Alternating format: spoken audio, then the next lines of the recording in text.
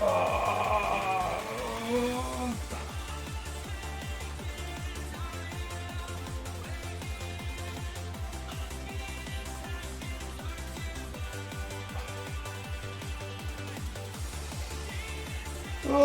what's up, chat? It's too hot. I can't do anything anymore. Please.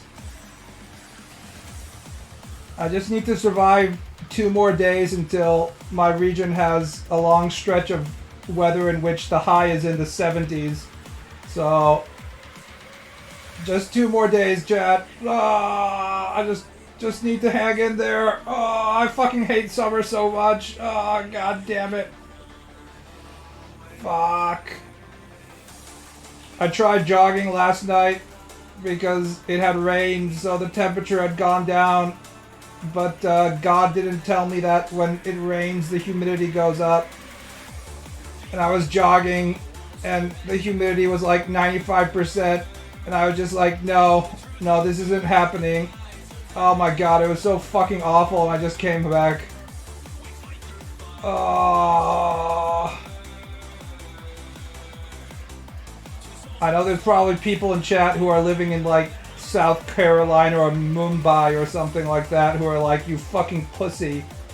It's currently 120 degrees with a humidity of 100% in my area, but, you know, I'm not built like you guys, okay?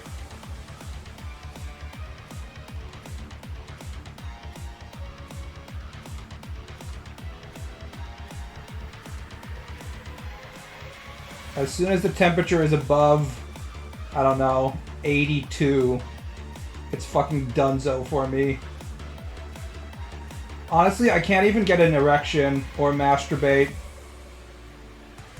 Like, as soon as I start to think about myself sticking my my penis inside the virtual vagina of an anime girl in order to get, you know, my sex drive going, my body immediately is reminded that it's like, you know, 10,000 degrees with 150% humidity, and I'm sweating all over my goddamn self, and the erection dies. It's just like, no sex drive for you. I don't understand people who are like, it was hot, so it made me more horny. It's like, no.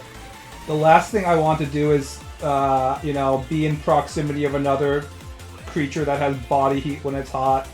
I can barely even stand my own body heat. No gooning for me. No gooning. Only just sort of lying here and grinding away at the page. I am so sorry. Don't apologize. Just reduce the temperature of my area. That's all I'm asking from you guys.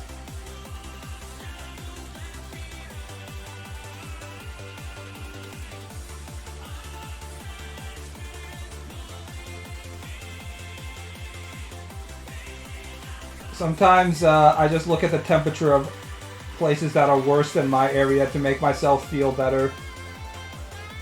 Like, I'll be like, haha, it's 120 degrees Fahrenheit in Las Vegas. Fuck them. It's finally Saturday. Every day is Saturday when you're unemployed. Like me. BB has never experienced sweat mixing. I sweat enough for like 2 people, or maybe 4 or 5 people. I remember back in high school, when I was going to Japanese high school, I had a buddy and we'd play pickup basketball during lunch. And I'd return to my desk after playing pickup basketball, and my entire body was just drenched in sweat, to the point that the girl who was sitting in the seat next to me asked me, like, wait, did you like take a shower or something, or is that your sweat? And I was like, oh no, it's my sweat. And she was like, huh. I guess I wasn't that disliked if the girls weren't just like, get this guy out of the fucking classroom after seeing that.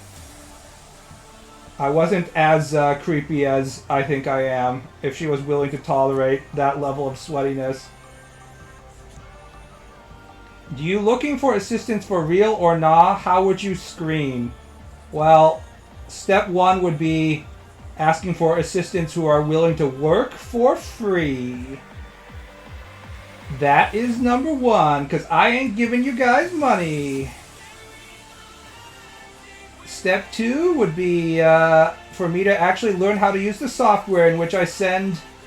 I guess I don't need to use software. You don't really have to work on it simultaneously. I just send you the fucking file, and then you just work on a different layer or something.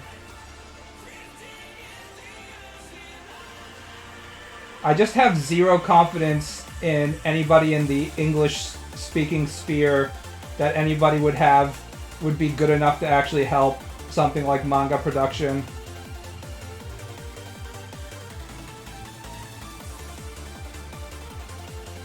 There's like 1 or 2 people out there who are actually making manga, and they're making their own manga, so they don't have any time to be helping me, so...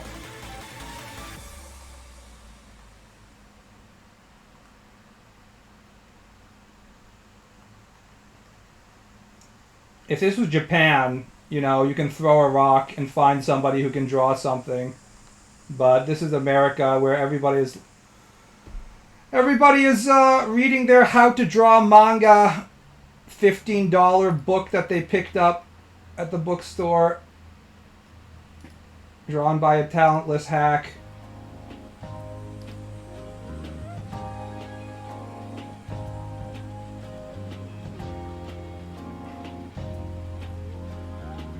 I could work for free in exchange for learning how to draw better. LOL, my experience is draw box lessons 1 through 5.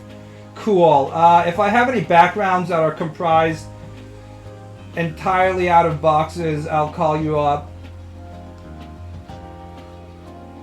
Ultimately, I don't have any deadlines, so it's really not worth it. In America, doing art is a phase for preteens, yeah. You graduate it once you learn to how to have sex.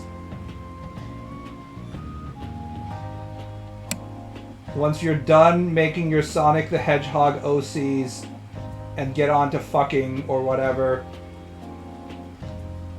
you no longer draw anymore.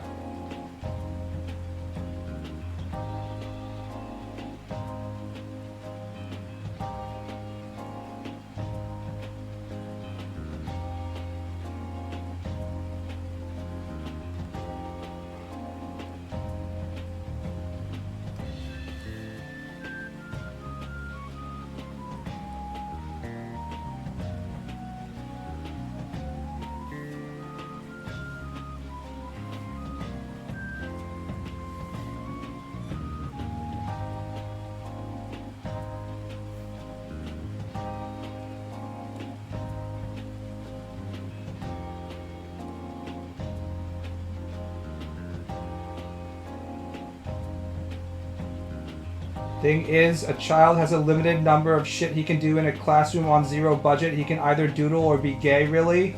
It's not zero budget because American school teachers literally aren't given the money to buy crayons for children, so they have to like buy crayons out of their own pay. Actually, it's actually not zero budget. That's the funny part. There's so little budget in the American school system, they actually can't even like allow for kids to have tools to draw and shit. That's the funny part.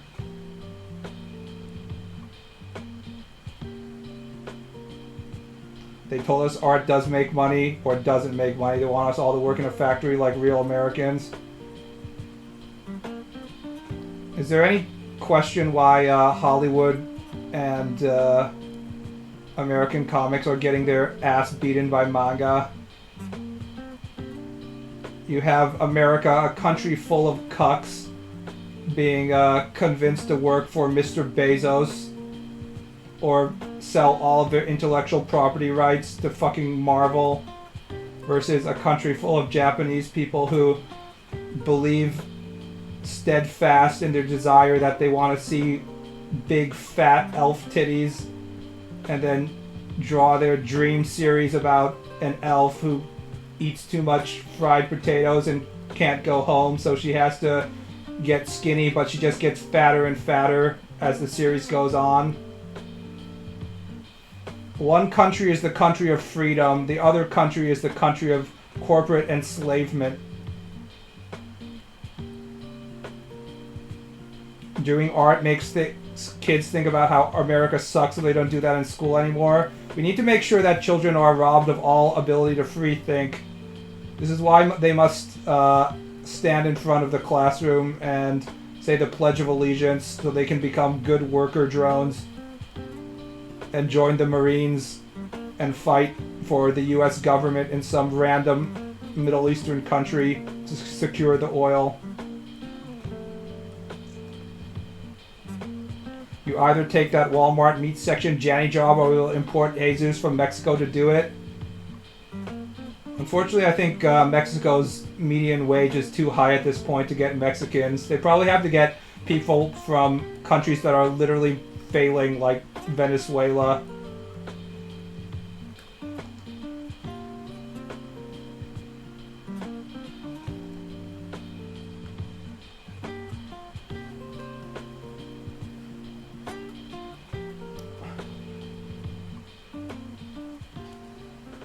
I still remember that when I was there, they taught us national symbols before shit like letters on numbers.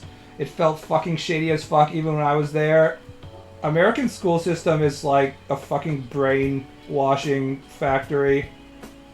I can't believe how much shit Japanese politicians get for going to Yasukuni Shrine where there's buried war criminals. They're not even buried, they're just honored or something like that. But, you know, a shit ton of other soldiers as well, besides the war criminals, when Americans get to... Not only, they don't get to...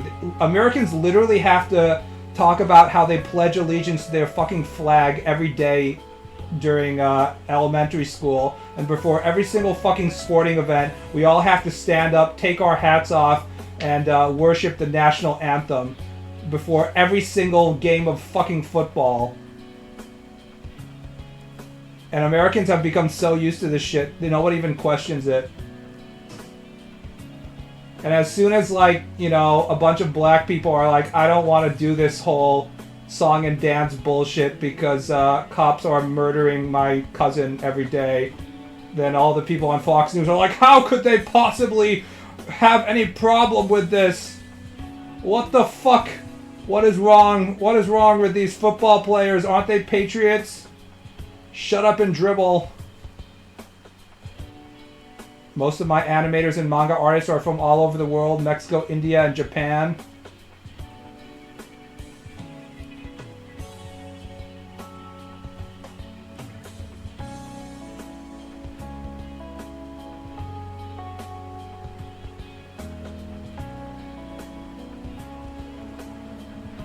Midnight Productions, you do realize that you pay all these people like thousands of dollars, right? No comment.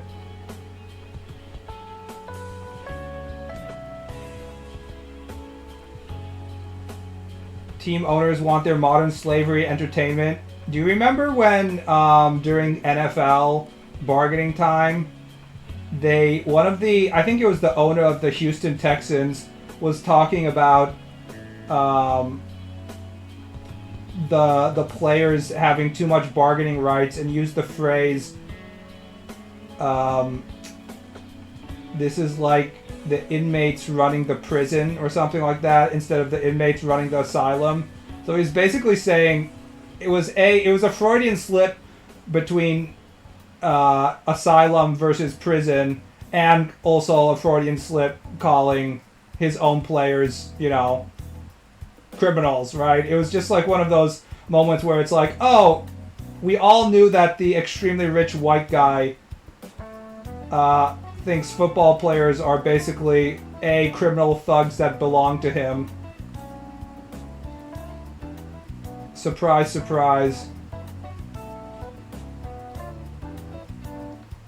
America had a brief period in which they were like, we don't want black people taking over our sports, and then they realized that was impossible. So now they've settled into a point where instead that they just want the black people to shut up and play the sport ball without saying anything.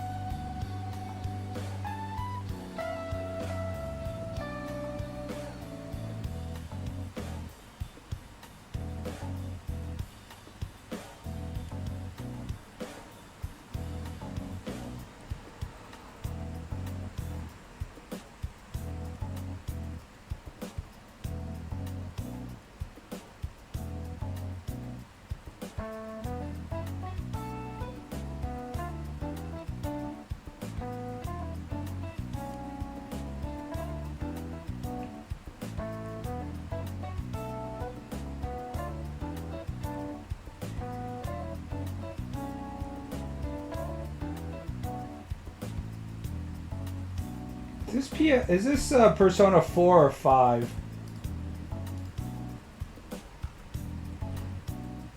Doesn't say. I feel like Persona 4 has insane amount of music that people replay, but Persona 5 only has like 1 or 2. Whenever I get like Persona 5 music mixes, it's always the I'm a shapeshifter, that one, the night music, and I hardly ever hear other songs from it. I just have a really strong belief that Persona 4 is one of the best RPGs ever, and it's significantly better than 5.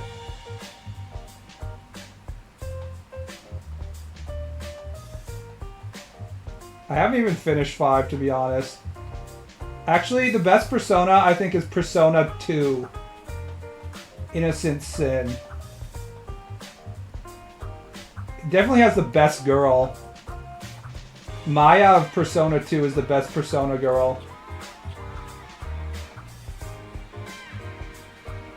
If they didn't want black people to dominate sports, they shouldn't have made slaves breed with the strongest to make the best slaves. To be fair, the next guy in line for the NBA, I believe, is a white boy summer guy.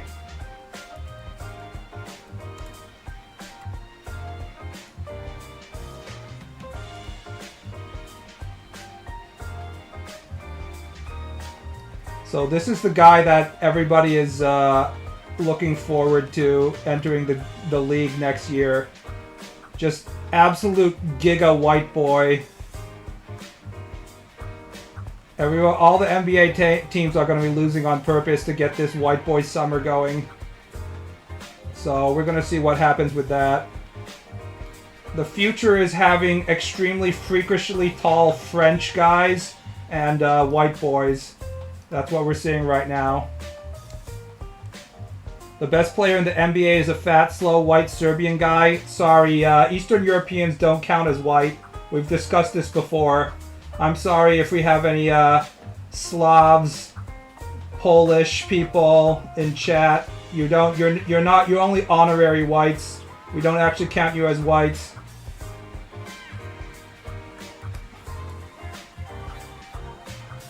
You have to be a proper Anglo-Saxon Protestant who isn't crouching in the town square smoking. I wonder if we're still going to be counting Nikola Jokic as the best player after this, though. Because, like, he was pretty clearly the best player even during last playoffs, but I don't know. This shit changes pretty quickly. People are kind of fickle. It was actually very abnormal to have LeBron as the best player my entire adult life, you know? It's pretty rare that someone's that dominant, so everybody was just like, Jokic is by far the best player, blah, blah, blah, and then they were like, yeah, maybe not. He just lost in the second round.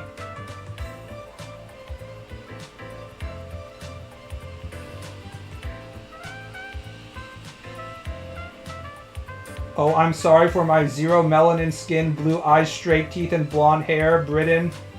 Are you saying you're British and you have straight teeth? Surely this must be some kind of jest.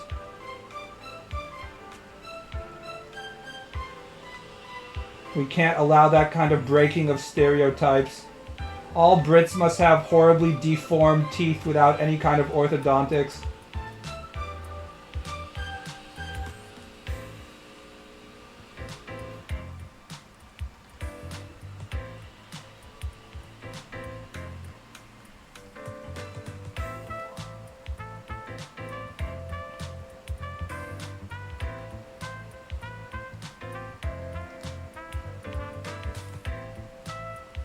I like how when Trump was president and he was talking about why do we have to let in all these people from shithole countries?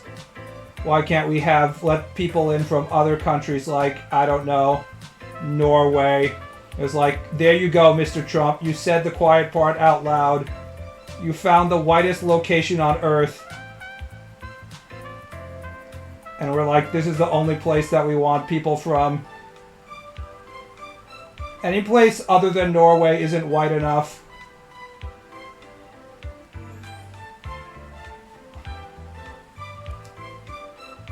I'm Slavic or Germanic, probably. People keep saying I have Nordic accent, though. Didn't Great Britain have, like, a huge problem with having too many Polish Slavs immigrating into it? I heard a lot of complaints about having too many Poles in Britain when they passed the Brexit vote, and I was just like, huh. How bad can it be? They probably have better food culture than you guys' shitty island. Why the fuck would Norwegians want to move to the US? It's a good question. The answer is they don't.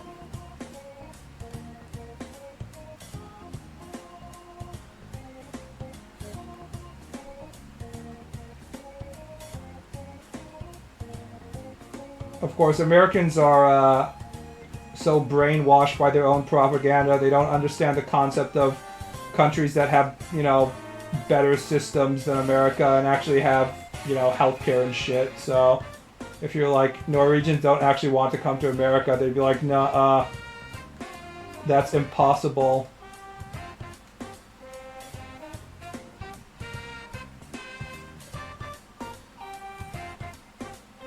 What's the temperature in Norway right now?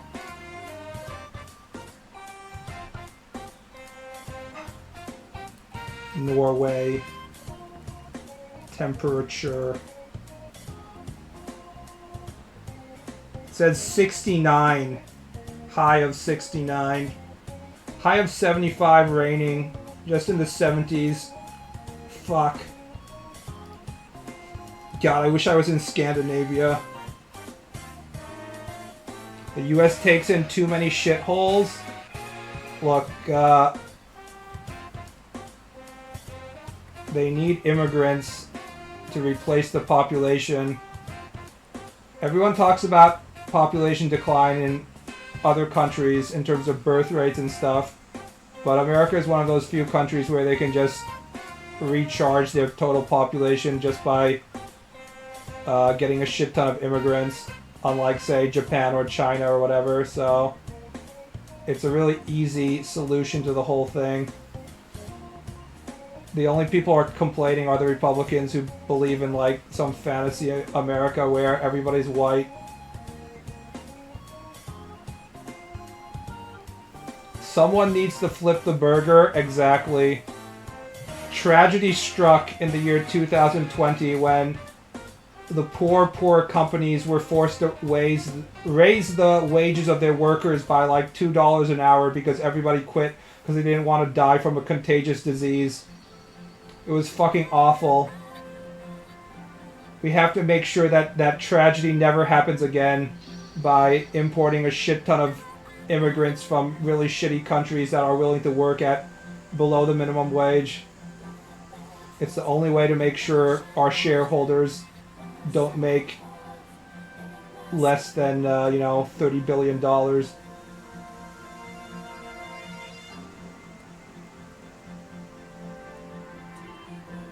You gotta get shitters to keep them wages down. I like whenever they try to raise the minimum wage, the business bureau and the corporations are like, I don't know if you really want to pass this. Remember, if you force us to raise your wages too much, we're gonna try and automate operations. Are you sure you want to raise the minimum wage? You might regret it. It's just like, are you fucking serious, McDonald's? If you could automate any of your operations already, you would have already done it. You think we're that fucking stupid?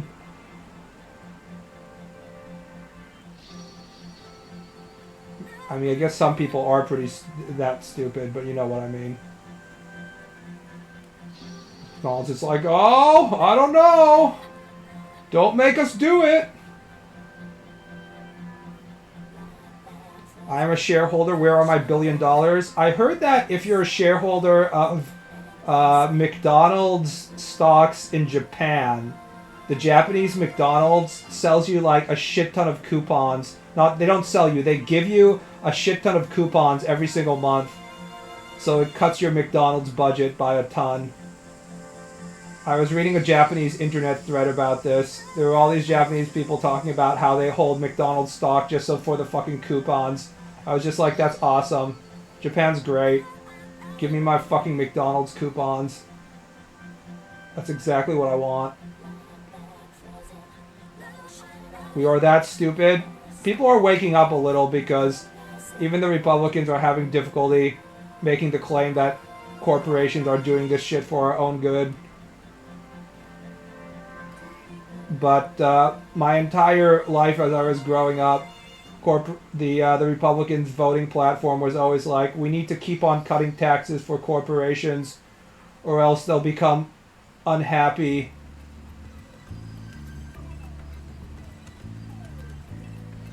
And they'll leave us.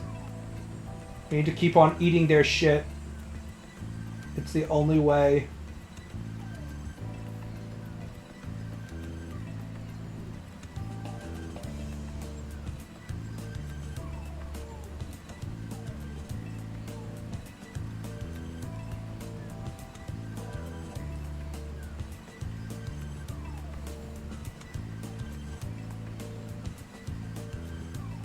Tons of shit businesses in U.S. live off Gov gives by blackmailing them with mass layoffs. It really do be like that. I don't know, Uncle Sam, if I have to pay taxes, I made you lay off million dudes. Maybe just print more money for me. I mean, that's basically what happened in the first Great Recession, right? It was like, no, I can't believe we have to, you know, take responsibility for our shitty business practices. Please, please, Mr. Government. You know, as usual. Minimum wage is the entry drug to communism. Minimum wage isn't really that relevant. Most states in America, minimum wage is set super low, and because businesses need to pay their workers to actually attract them, it's usually way higher than what it actually is. What people get paid is usually way higher.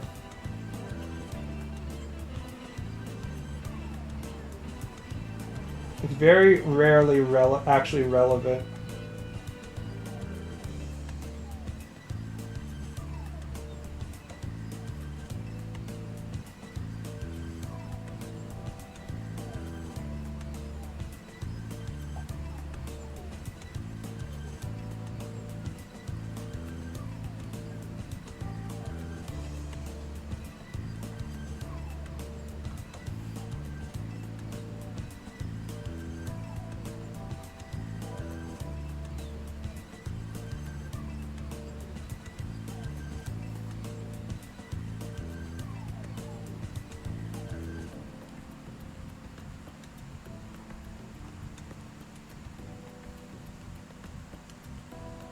I wouldn't mind if the government cut taxes to corporations if they cut mine and stopped spending frivolously. Let's be honest. The government is never going to cut taxes for... Well, I mean, they have basically cut taxes for everybody and then spend frivolously. It's just that the result is that U.S. and a lot of countries are like $1 gazillion in debt. Remember when there were all these economists in like, I don't know, 2008 or so, who were saying like, oh man, I can't believe the U.S. debt is this high. There's no way this can hold. We're gonna have massive inflation soon. And you know what? Nothing happened. I don't know what to think about it, but I remember being told endlessly by various people that this was a huge deal. And then every single country was basically like, yeah, nah, brr, we're gonna just print a shit ton of money. You didn't start the timer? Yeah, I guess. I guess I should start the timer.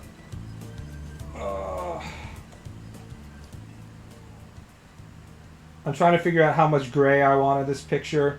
It's supposed to indicate the endless despair of being a drow princess who has to kill people all the time. But it might have too much gray. Maybe I turn off the gray over here. This is always the difficulty. But now it looks too bright. Not sure what how I want to handle this.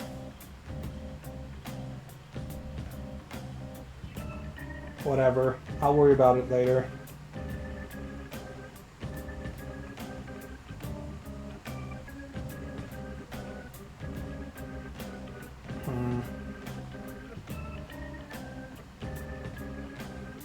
Looks more like the onset of unconsciousness. It's a flashback, so that's okay as well.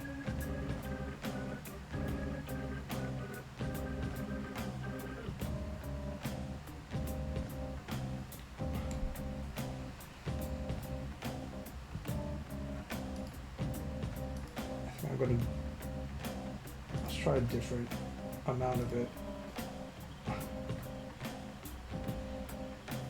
Good evening, hello.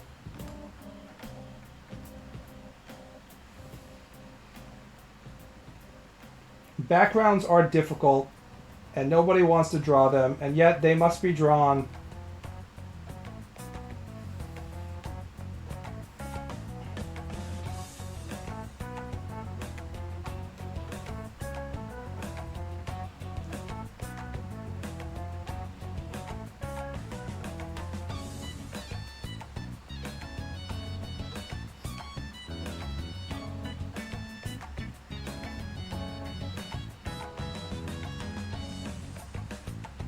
The dungeon music? I can't remember.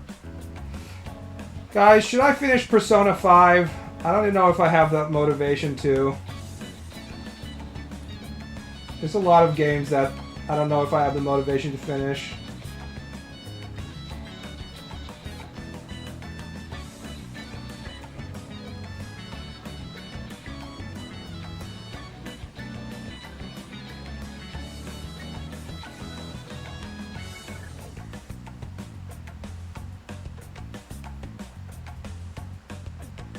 No one likes to draw the background, especially manhwa authors.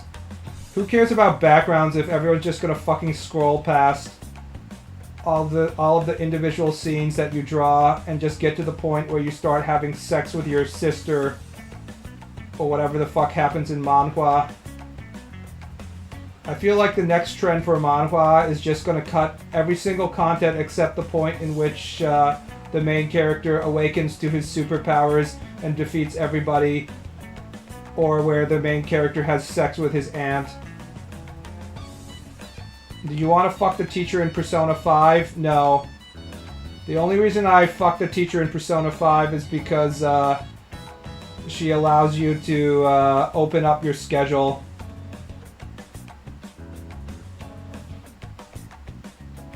It's just for convenience. I want to fuck the teacher in Persona 3. Ain't that right, Persona 3 Chads? Who you get to romance online. There's no reason to finish Persona 5. I can't remember which dungeon I got to. Oh, I got to the Egyptian-themed dungeon with the smelly hikikomori glasses neat girl in desperate need of dick correction. I guess all the girls are in desperate need of dick correction, but you know what I mean. The one you met in MMO? Yeah, Hermit. She's definitely hotter than any of the other teachers.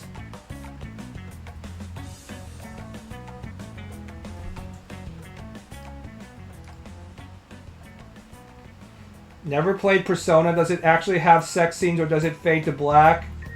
It fades to black, and even the fade to black sex scenes are tamer than, you know, everything else. It's not even implied whether you have sex or not. You just spend a long time with them. It's implied. The implications are implied, but it's a pretty weak implication, even by anime standards. Yeah, Toriumi. Schlurp, schlurp, schlurp. That's the sound of me necking her.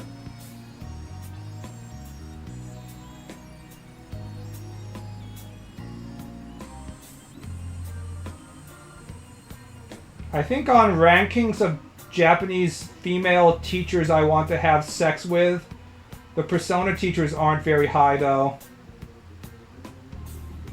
I think number one has to be Kyoko Sensei from Rival Schools. If you don't know who I'm talking about.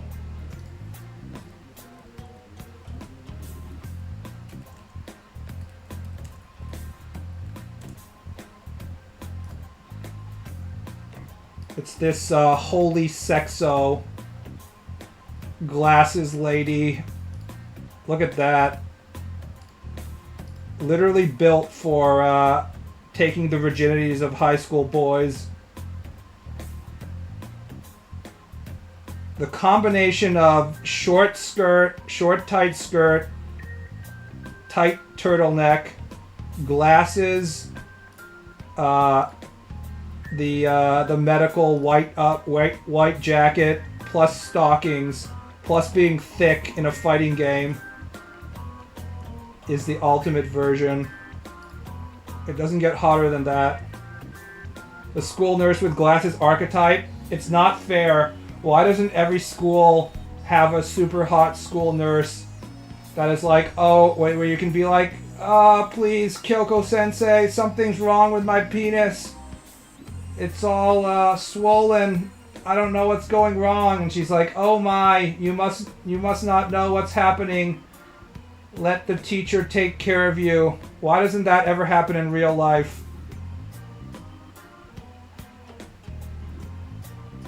What's going on? I don't understand. It doesn't make sense.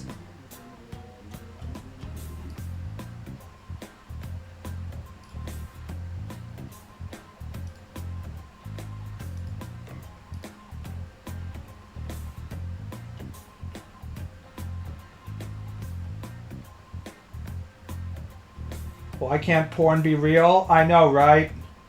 And not just any kind of porn, the two-dimensional drawing porn. I don't really need American, the plumber shows up and tries to fuck my wife porn. American porn doesn't really have the same level of gratuitous fantasy factor that Japanese porn does.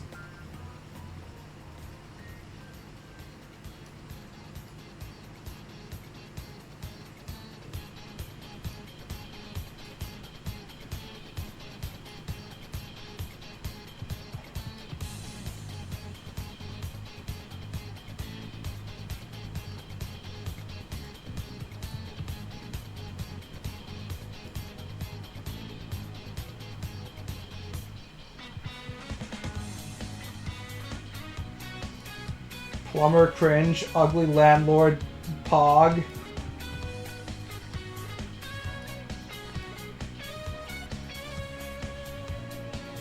I'd just like to point out that 90% of innovations in pornography technology have come from Japan.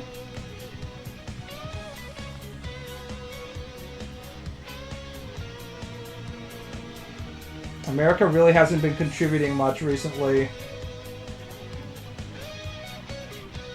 As usual, Japan, it's up to Japan to take responsibility for everything.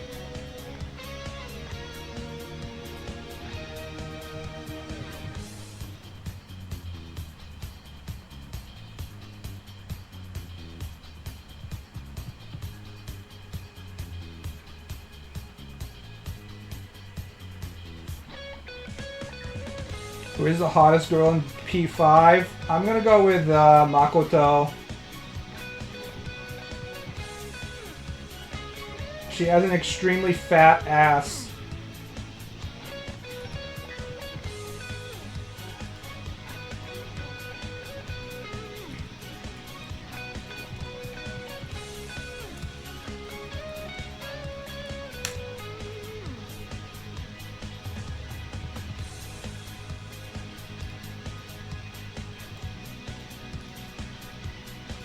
Here's a Reddit clip of her.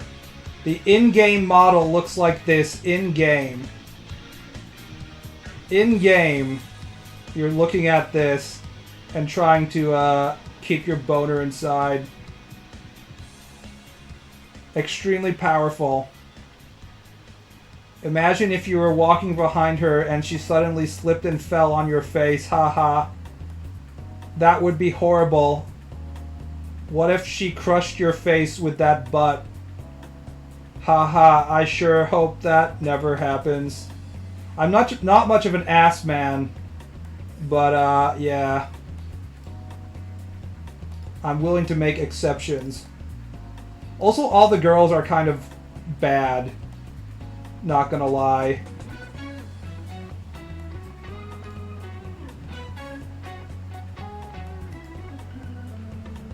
I mean, Anne is kind of cringe. I don't like the Japanese white girl who is like 1/4 Norwegian, so she has platinum blonde hair and blue eyes, but she can also only speak Japanese. I don't like that archetype that much. It's not great. I prefer my my blonde girl archetype in Japanese anime to be the version where it's like a blonde cowboy girl from Texas who speaks like, "Oh, Japan, very, very nice, ne?" And then she has huge fat tits and also carries around 6-shooters and stuff. I like that better than the archetype of I look like a blonde girl, but I can't actually speak English, and I'm 1/16, you know, English or some shit like that. What about Saya, her sister? Yeah, it's a real travesty that you don't get to have Shimaidon, sister on top of sister fucking scenario with both of them. I can't believe they added some sort of random ballerina girl in their re-release of the game in Persona 5, what was it, Royale or whatever, but they didn't add the option for you to fuck the sisters at the same time or something. It's just like, do you people even understand what we need as men? What is this crap? What's the point of having a hot sister if you're not allowed to date her? Anne is actually described to be only good at English in school. Yeah, I don't even remember her. That's how little I gave a shit about her. She's kind of like the boring option. Not gonna lie. When I play dating sims, I often go for the default girl that starts with the highest like romantic score for the main character because I'm lazy. I'm just like, hey, she already likes me. I don't feel like dealing with all these other girls. But in the case of Persona, Anne really doesn't do it for me.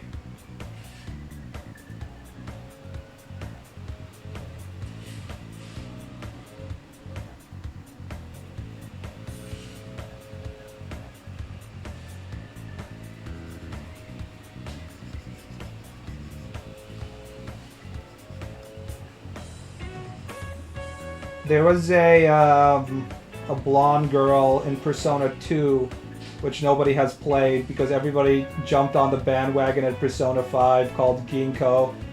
And she literally was selling her body to old men for money.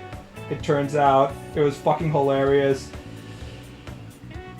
It turns out at like the final part of the game when you're having like the dramatic encounters are coming out. Like in Personas 3 through 5, you get your dramatic encounter with your shadow at the beginning of the game before they join the party, but in Persona 2 it happens at the end of the game. So just thinking that there were some otaku nerds that liked Ginkgo, and then you come to the end of the game and it turns out that she was selling her body to ugly, dirty bastards. I hope that some people, you know, had to fucking jack off to the cuckoldry fetish going on right there. As usual, Japan being extremely based.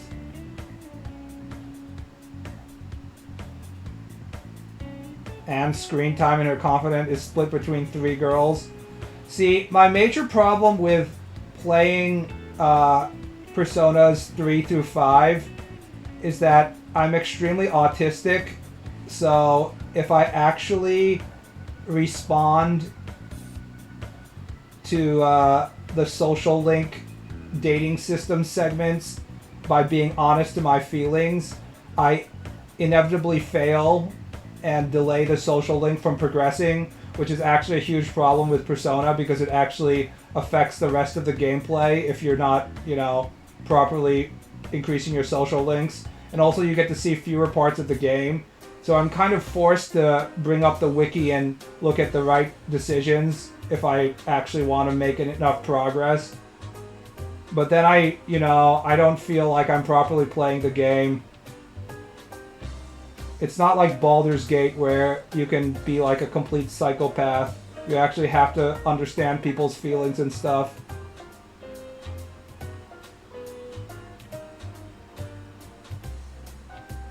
It's one of those sad Asperger moments when even in the fictional world of video games, you're reminded that you're a fucking Gigaspurg.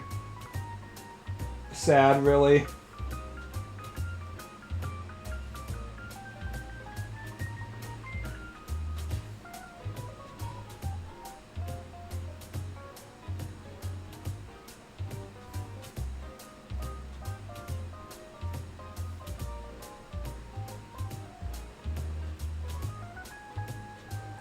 In Persona 3, that one's easy. Just don't answer with don't care, which you get like every other time. But what if I don't care? Or if they're like, I'm gonna die soon. I'm dying. I want to complete this children's book before I die. I'm like, don't care. LMAO. Not really my problem, dude. Huh. Why is this social link not progressing? I don't understand. Empathy level 0. It doesn't make any sense. Fuck extracurricular social interactions. I just want to fight. Just want to fish, bros. The only thing that matters is my fishing. Just want to roll gachas and build my plastic model kits. And fish. Jesus Christ, fucking boomer. God damn it. I fucking hate American lawn care. I fucking hate summer so much, guys. I can't even stream without the fucking boomer revving up his goddamn diesel-powered lawn mowing apparatus every single 5 seconds. They start doing that shit at like 8 in the morning.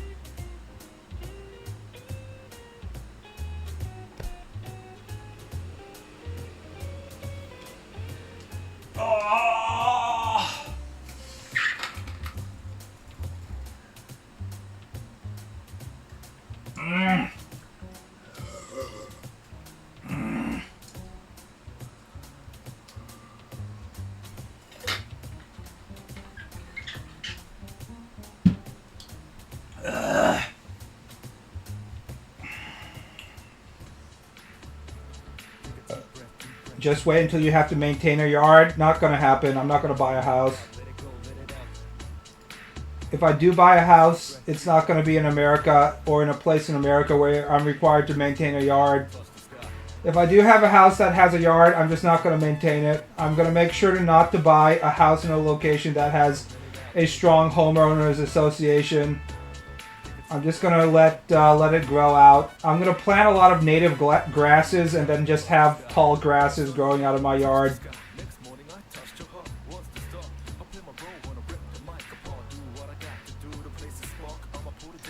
Personally, it's spring that's the most insufferable with all the lawnmower noises. Yeah, but I get to actually close my window in spring because it's not unbearably hot yet. I fucking hate J-Rap, what the fuck? Jesus Christ, shut up. Best of Japanese jazz fusion and Japanese jazz funk with Japanese jazz music. Plant corn? That's an idea. J-Rap is fire. There's literally only one song I know from J-Rap. Let me guess. I'll let you guys guess what it is. I think you guys can guess it.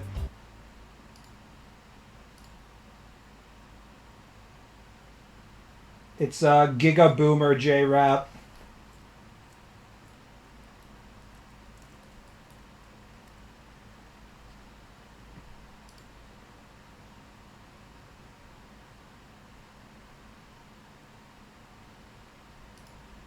It's this one.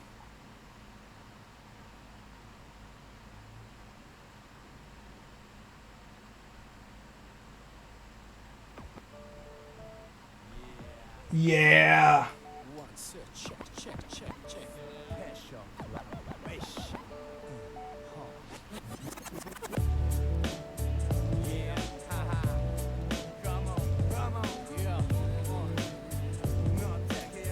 What's up, Reset Mango?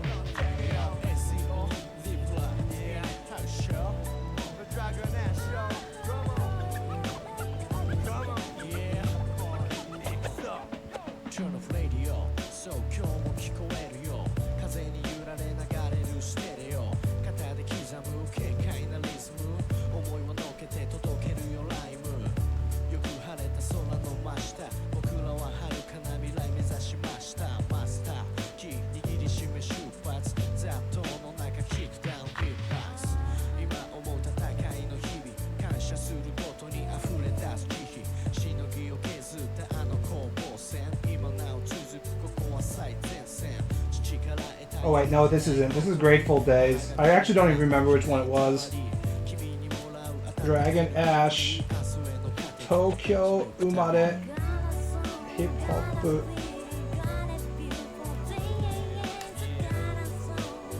No, it is Grateful Days. This is correct. And I only know the Gotta Think of That Bleach outro. I think it's called Thank You, Average J-Rap Enjoyer.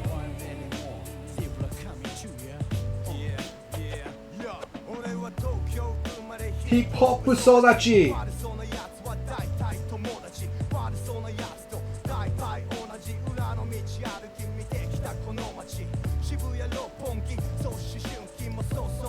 I miss when rap looked like this,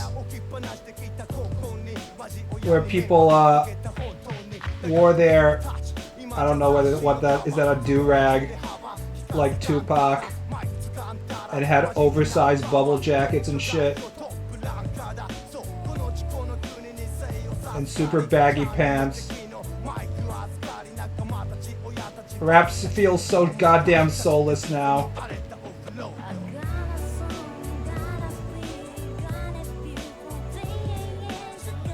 It was a different time.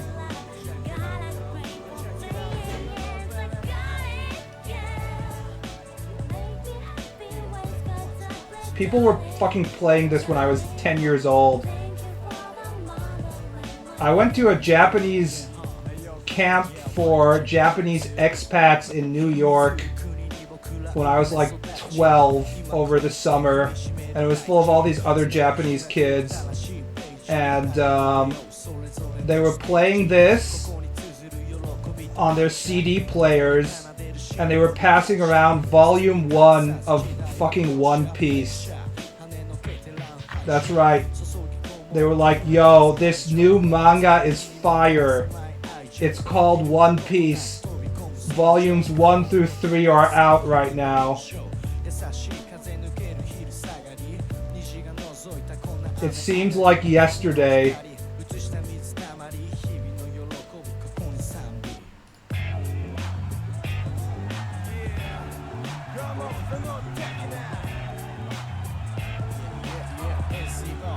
We need to go back, guys.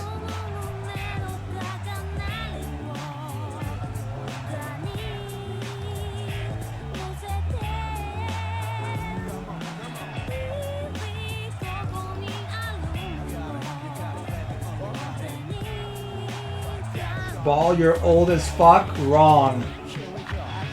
That's not true. I refuse to believe that. One Piece is still going.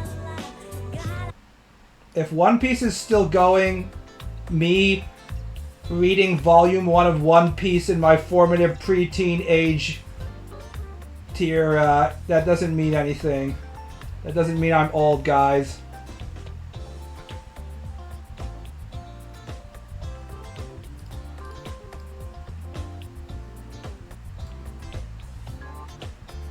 I'm still just as young as I was yesterday.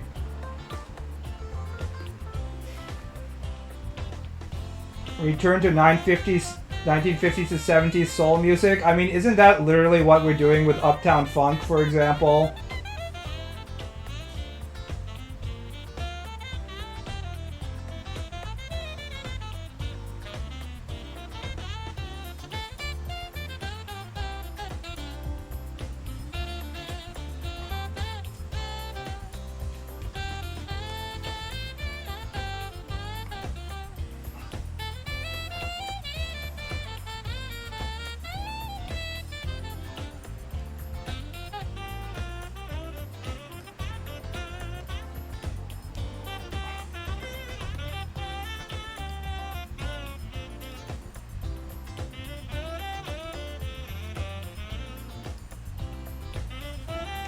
Fly Like Me, literal Bruno Mars, James Brown moment.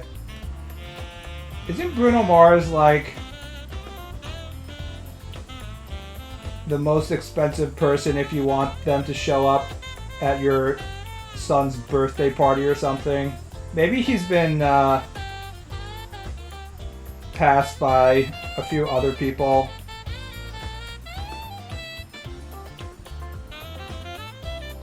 Uptown Funk, they say Bruno Mars is the second coming of MJ. Look, I don't care if he's better than the people he's being compared to or not. Anybody that is producing music that doesn't sound like the fucking horrible trap hip-hop that we get 90% of the time is way much better. I'll take it. I fucking hate trap, guys. I hate mumblecore, I hate trap. Please, Eminem-sama. I'd prefer listening to Drake complaining about how sad he is over whatever shit that we're getting right now. I fucking hate Kendrick Lamar.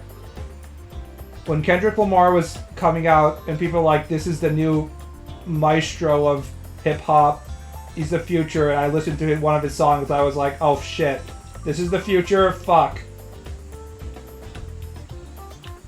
Rumor has it that he's millions in casino debt. He'll be fine, guys. Don't worry.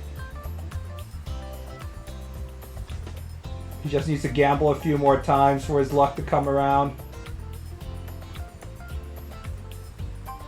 Aggressive beats, though. Please. Eminem-sama. Come and save me. Yeezy! Please! Come and save me. Oh. Only Kanye can save us now.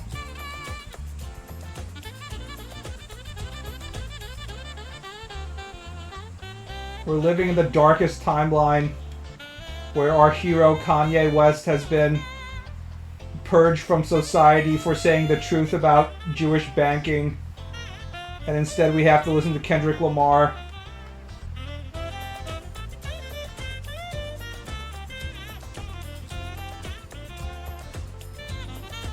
Didn't Bruno Mars also copy Treasure from Baby by Breakbot? I don't even know. I only listen to the Bruno Mars stuff that I'm forced to listen to because it's on the radio.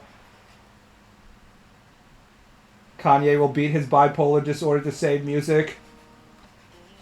Yes, in retrospect, I think he might have a little bit of bipolar disorder going on. That might be the case.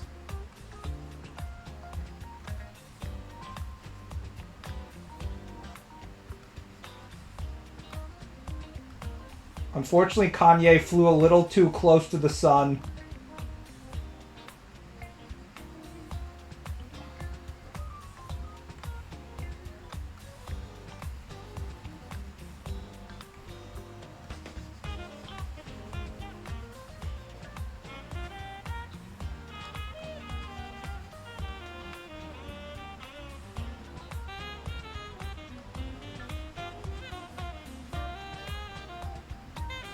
Alright, this jazz mix is pretty good, I'm not gonna lie.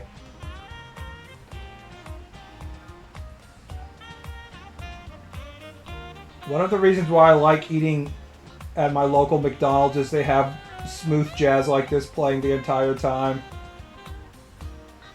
I know I'm not supposed to like smooth jazz because it was used as, elevator music entirely during the 90s, but I wasn't working in an elevator back then, so I'm not really traumatized by it. So I'm not gonna lie. I do like smooth jazz. Funky, fresh mood, yeah.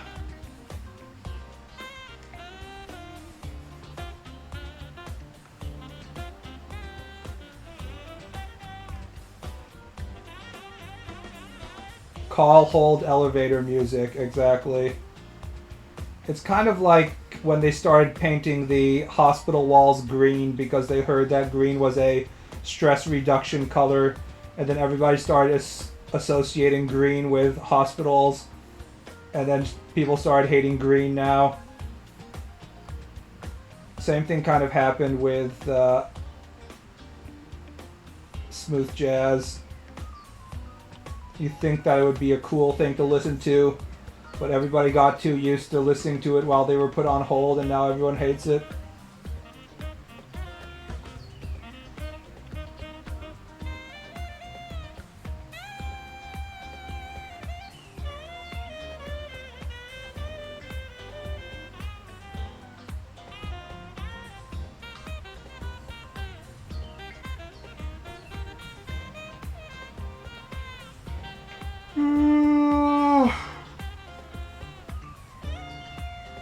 Is that why RPGs have green for healing? I don't know, probably.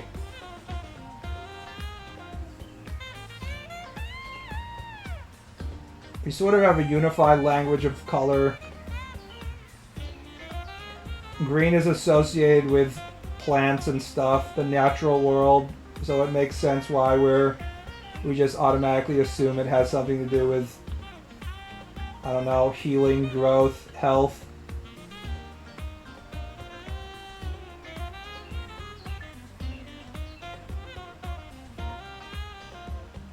Red is associated with anger, aggressiveness. Yellow is associated with happiness, etc. Blue is a cool color.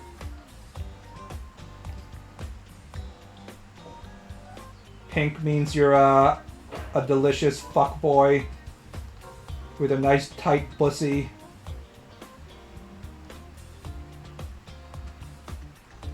Gotta wear your pink programming socks to inform the other guys that you're available for gay sex.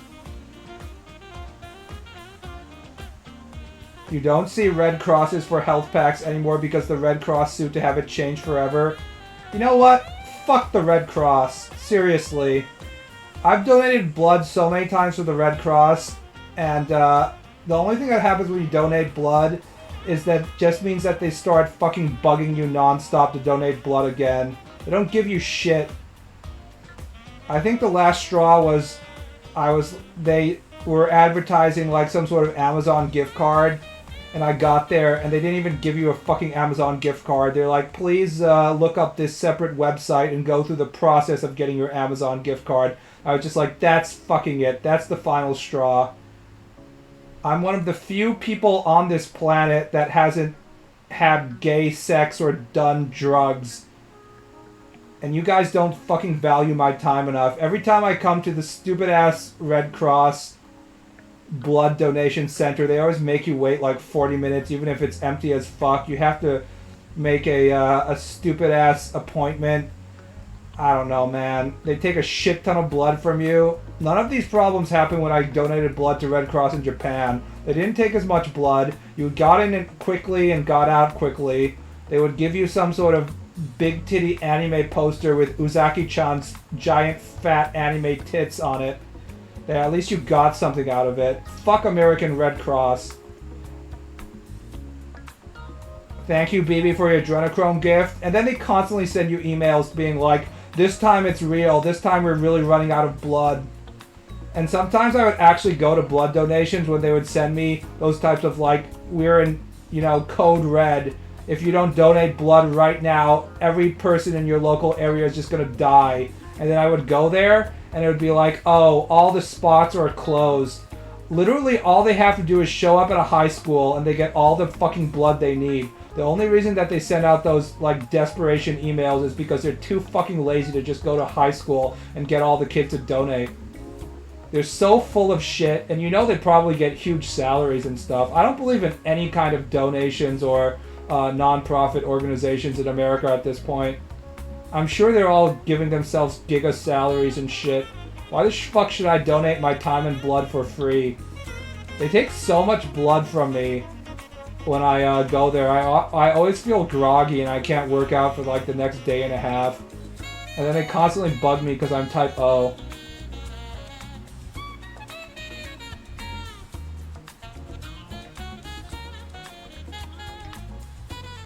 I donated 6 years ago. Yeah, man. They have such specific standards for whether you are allowed to donate or not. You can't have ever used drugs, which like, or be currently using specific types of drugs, which probably disqualifies like 90% of the American population because Americans are constantly fucking using drugs. And you can't have had gay sex, although they're gonna change that soon. I don't know, man. I think the whole thing is just massive bullshit.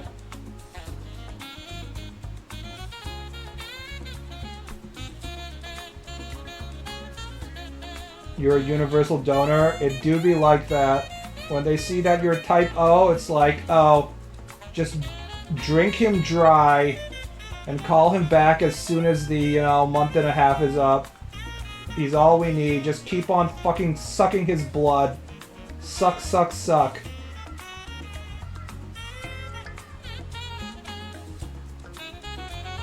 If I wanted to get sucked, I would go to a prostitute to get my dick sucked, but I have never done it, which is why I'm allowed to donate so much blood. What's the deal with blood type in Japan? Japanese people are being retarded again, that's all. It's just this. It's the same as when Japanese people were convinced to buy Kentucky Fried Chicken on Christmas. They're like, cool, sounds like a good idea. We're all just gonna buy Kentucky Fried Chicken going forward from now on. And everyone's okay with that. At some point, somebody convinced Japanese culture that they should all divide people into 4 blood types, A, B, and O. Because there's definitely only 4 types of human beings. And Japanese women were like, that sounds fun and cool. And then they just started doing it. I don't know. Why did they buy KFC on Christmas? Because KFC had a extremely successful marketing campaign. And Japanese like tradition. So Japanese KFC, which was not particularly successful, was like, what if we could try and convince Japanese people that eating fried chicken on Christmas is just like a tradition in other parts of the world or something like that. I can't remember the specifics. And Japanese being retarded as usual, like, that sounds like a great idea. Let's eat KFC. Except Japanese aren't as retarded as American KFC consumers because Japanese KFC actually tastes good. That's the big difference. So from that aspect, it's fine. Japanese KFC is really significantly better than American KFC, which isn't saying much because American KFC is just like some of the most disgusting food I've ever eaten in my life. It's one of the few things that actually causes me stomach pains. I don't know how that happens. I don't get stomach pains with anything else except KFC. It's a special kind of rancid.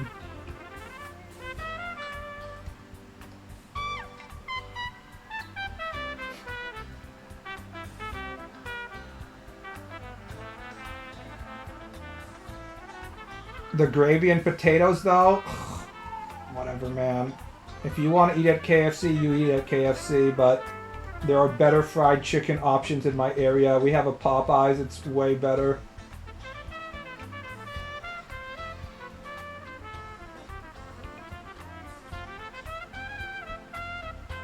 Actually, we don't even have a KFC now that I think about it. We had a KFC when I was growing up, but there was an area with a KFC, a Burger King, and a McDonald's were there. And the McDonald's was doing tons of business. and then the Burger King and the KFC just fucking died. And now instead of a Burger King and KFC, instead we have a Chipotle and a Noodles. What was it called? Noodles and Things? The Noodles chain. Which I think is a good microcosm illustration of the changes in fast food dominance in America. Chipotle is extremely powerful at this point. Raising Cane's is just so funny, just chicken tenders. Is Raising Cane's like around Texas? I don't think I've ever seen or been to a Raising Cane's.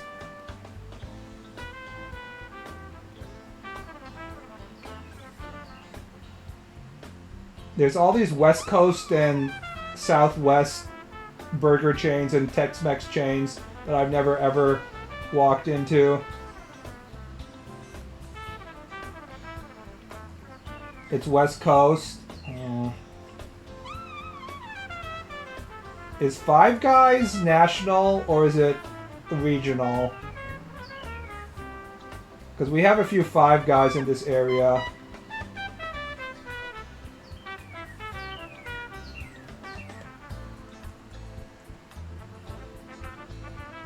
Well, maybe not a few, only one. Now I think about it.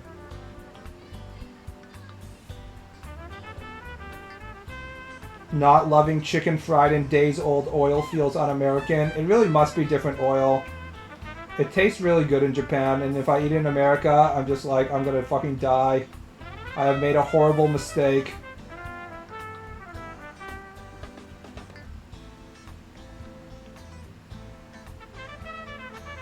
I've seen it in Arizona and Tennessee.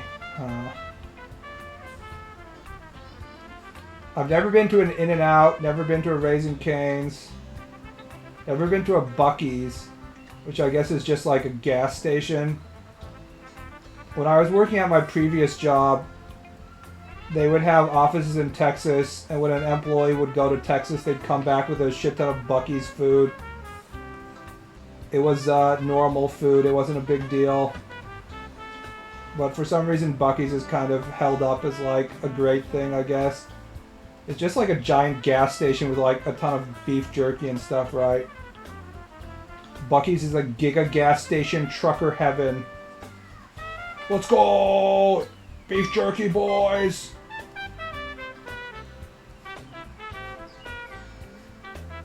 Everything's bigger in Texas, boys.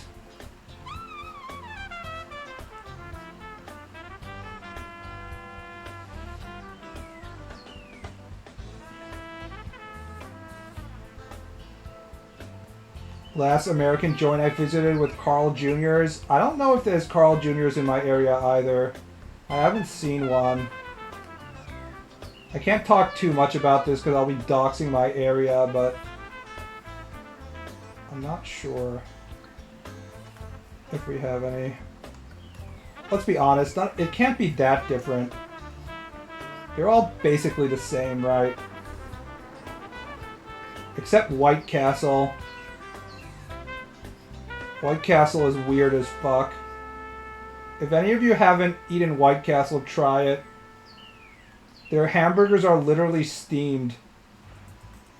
I was really into White Castle back in my day, like in middle school. I still kind of like it. It has really strong onion flavor. You can barely taste the meat, and you can really taste the onions for some reason. Steamed hams, basically. It's basically the steamed hams meme. With less meat.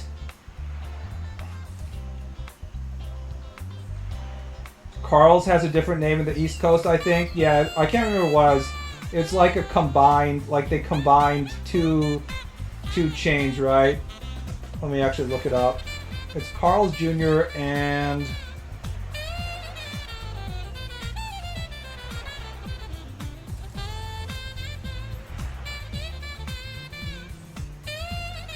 Oh, it's Hardee's, that's right. I forgot. Hardee's and Carl's Jr.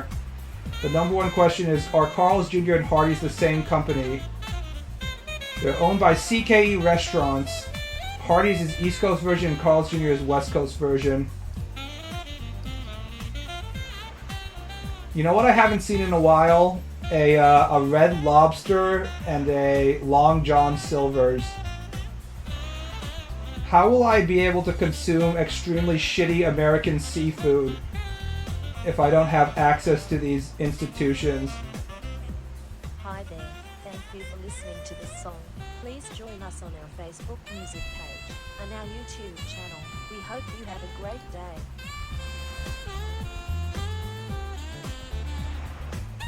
Still has the crappy star logo. I mean, who cares about the fucking logo, dude? What about the mascots? How will we be able to sell our hamburgers if we don't have a horrifying clown mascot to strike fear into children's hearts? Has anyone ever considered how bizarre it is how McDonald's has like 30 different mascots and there's like some kind of personal relationship between them?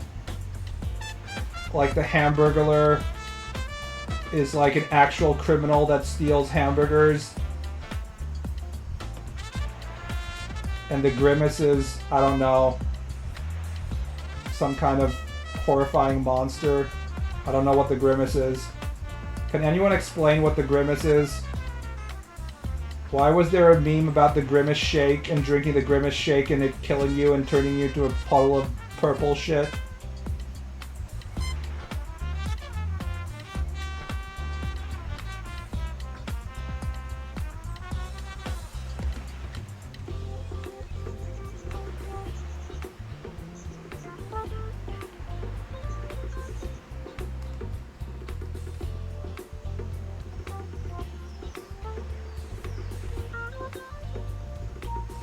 Drink the Grimace shake. That was one of the weirdest memes.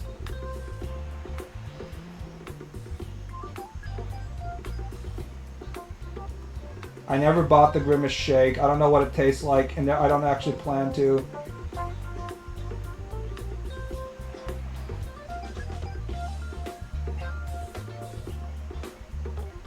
Hardee's mascot should be a big titty cute poor southern girl. Wasn't Hardee's and Carl's Jr. the chain that was doing the commercials that were extremely exploitative sexually for quite a while? They would just have sweaty, oiled up bikini woman eating a hamburger.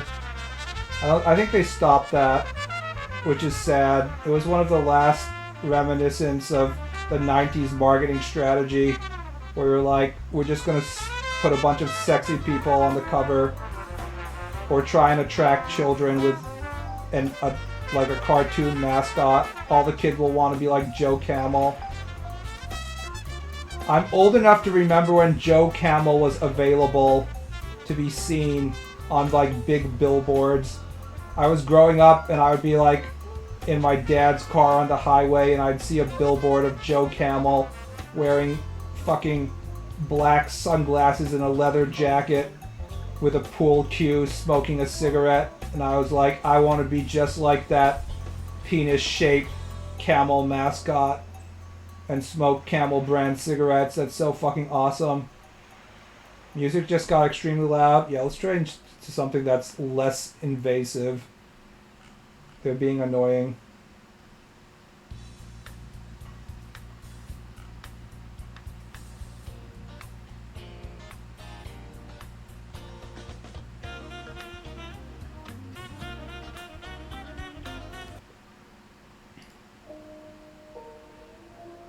I want to be Marlboro Man? Yeah. Don't we all?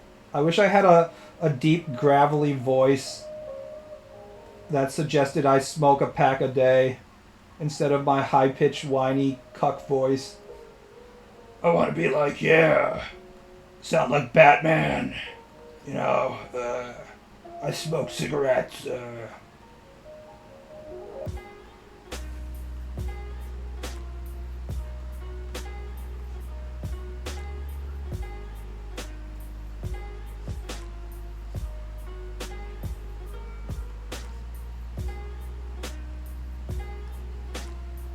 or like Snake. Colonel. Sniper Wolf is up there. I can't get past Sniper Wolf. Snake! To save Meryl, you'll have to get a sniper rifle. Oh, Snake! Oh no! I don't know what to do, Snake. Don't kill her, Snake. Sniper Wolf isn't a bad person. She was nice to me for 5 seconds. Kojima truly understands our otaku psychology. When he has Otakon be like, no, don't hurt her, Snake. She's nice. She was feeding her dogs. And also she didn't immediately beat the shit out of me. She's a good person.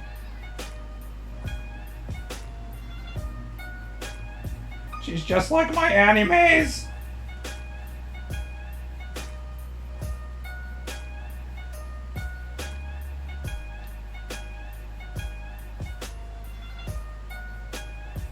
Serious Sam? I don't think anybody remembers what Serious Sam's voice sounds like. I don't think he had that many voice lines. Now Duke Nukem, now we're talking, but I can't remember what Serious Sam sounds like.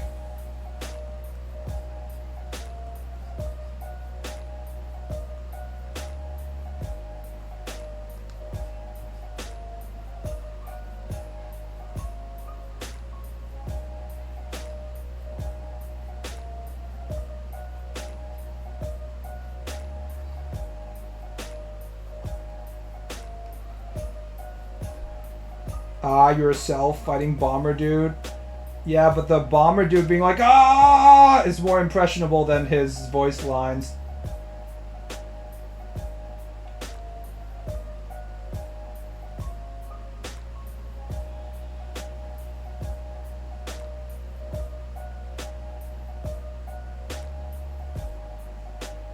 Duke Nukem is basically the Marlboro Man and Joe Camel. Yeah. True.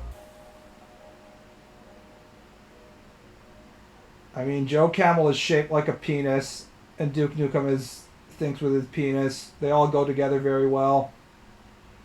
I wonder if there's people in chat who don't even know what Joe Camel looks like. I'm just assuming that everyone knows Joe Camel, but I probably shouldn't.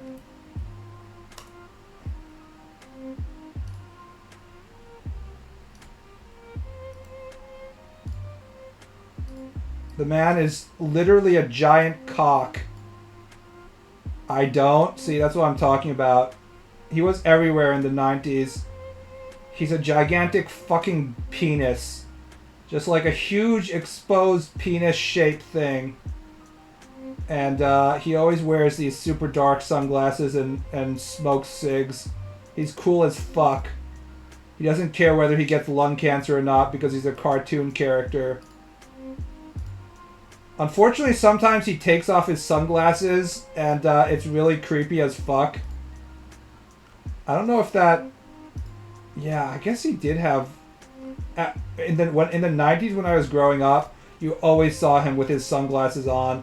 I think they figured that having these giant eyes is actually horrifying. Yeah, this is terrifying, man.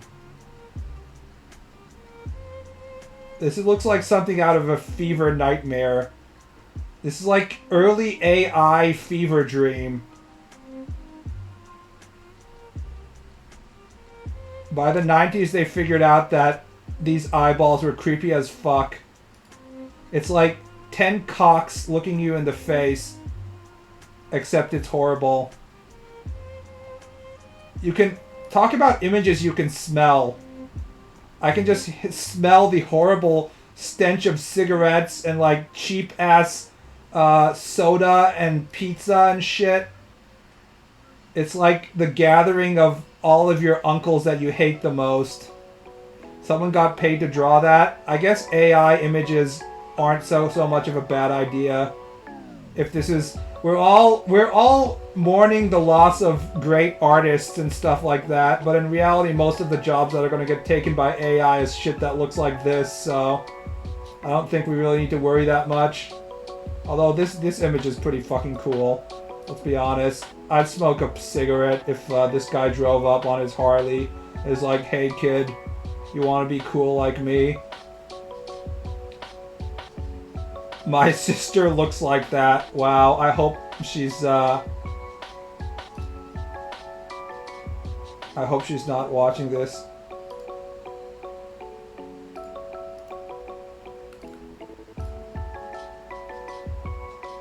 This is probably AI, isn't it? It looks like it's AI, but maybe not. Yeah, no, it's not AI, I guess. But the way the colors blend in a weird way makes it look like it's AI. Smooth. Considering AI is getting fed that shit. AI looks really good right now, though. I've been playing a lot with AI, not image generation AI, but I found a nice online writing AI for porn novels. So I've been playing around with it for quite a bit. It's pretty damn good. I'm just gonna say though that the more I use AI, the more I'm impressed with it.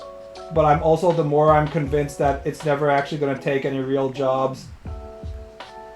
It's in this like extremely specific zone in which it's like good enough to make you feel like it can take your job, but I don't think it's actually good enough to actually take your job. The more I use it. Care to share it? The website that I'm talking about is a website called Red Quill. Spelled like you might think it is. You get point refills to use it. So there's a limited amount of story generation you can do per day if you really want to pump out shit. But I chose to give them $10 because they were one of the few websites on the American internet in which they don't censor your sick fetishes. So I was like, you know what? I'll give them $10. Link, just Google Red Quill. It will show up. Red Quill AI or something.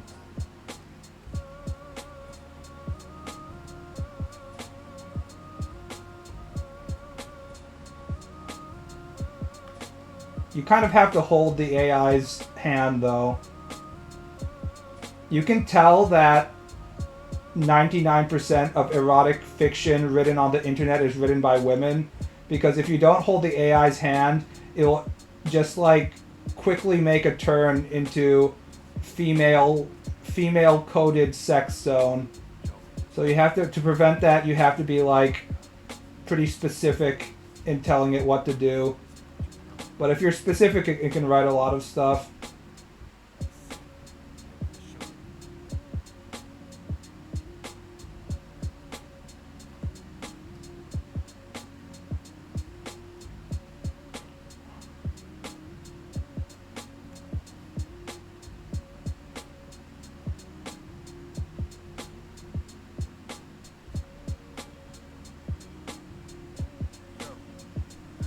Other artists, fuck AI. BB, here's a 10. It's not really the AI, it's the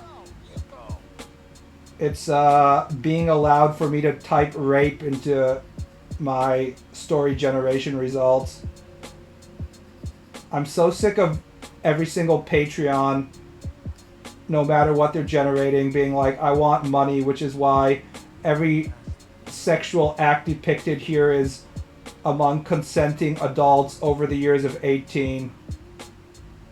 Nah, fuck that. I want to generate stories about like an entire goblin battalion having sex with, you know, captured orc female warrior or some shit like that.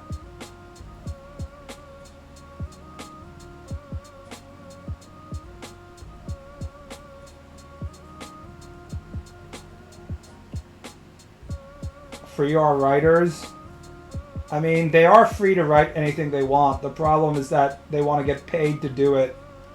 And as soon as you get paid to do it, then the credit card companies are like, nah, you can't use us to collect your money if you want to write your story about goblin rape or whatever. Everybody has to be consenting. and not even dubious consent. Everyone has to be writing their proper consent form and making sure that everything's all peachy at all times.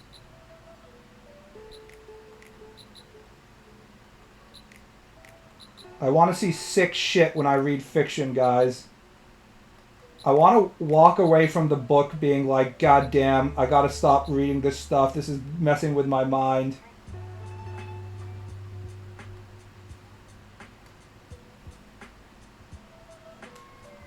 Amex, MasterCard, and Visa be like, think of the children. Yeah, they're just getting like pressured by Christian organizations, I guess, but still, fuck them. They should just tell Christian organizations to fuck off. It's especially awful that they think that they can do their Western imperialism on Japanese websites.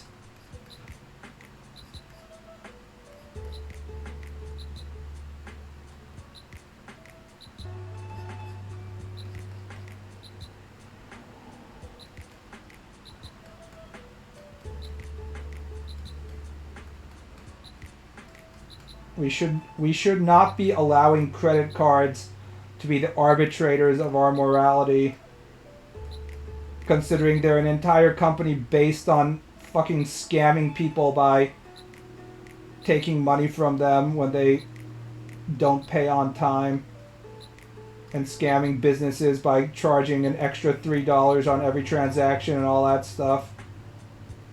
We've really gotten to the point where not only are we allowing money lenders not to be like beaten by Jesus at the temple. Like, think about it. Like, if we're actually going based on Christian society, we should do what Jesus did and walk up to the main office of MasterCard and Visa and just start whipping the shit out of the money lenders. But instead, not only are we allowing them to exist, we're allowing them to direct our morality on what's right and wrong. It's fucking insane. These companies are subhuman. They shouldn't be allowed to direct anything, much less what should be considered to be like sexually acceptable or not.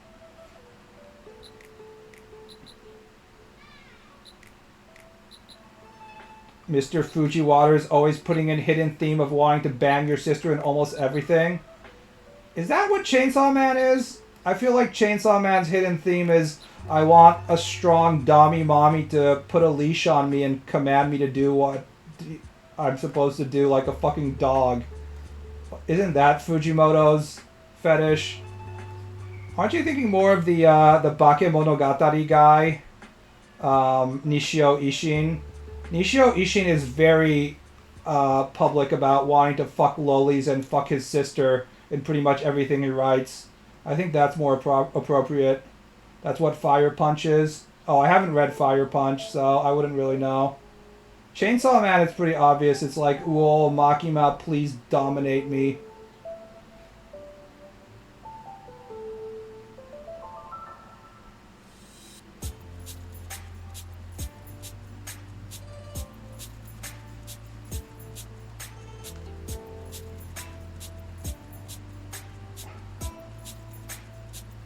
That's just the first part.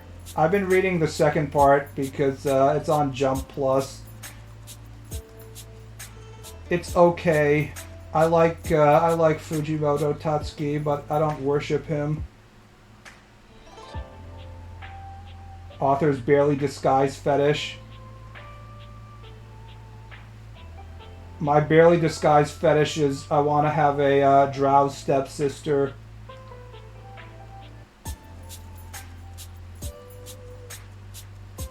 Which is why I'm making this manga right now.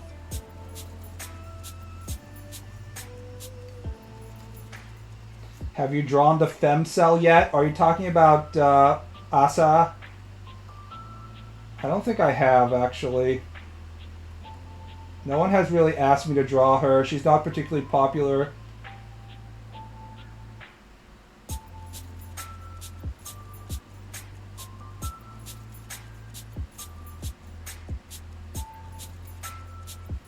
Leave her alone so she can enjoy her starfish. I don't know.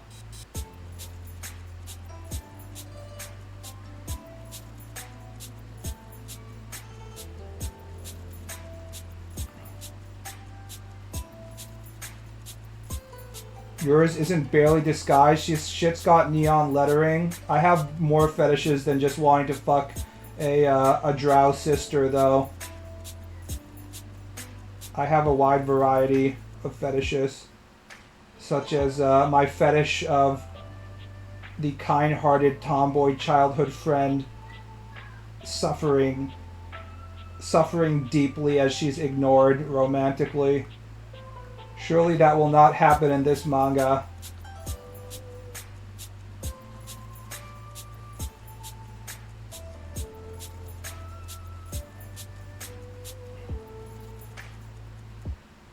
I've kind of missed the series with elves you've drawn previously. The running joke is amazing.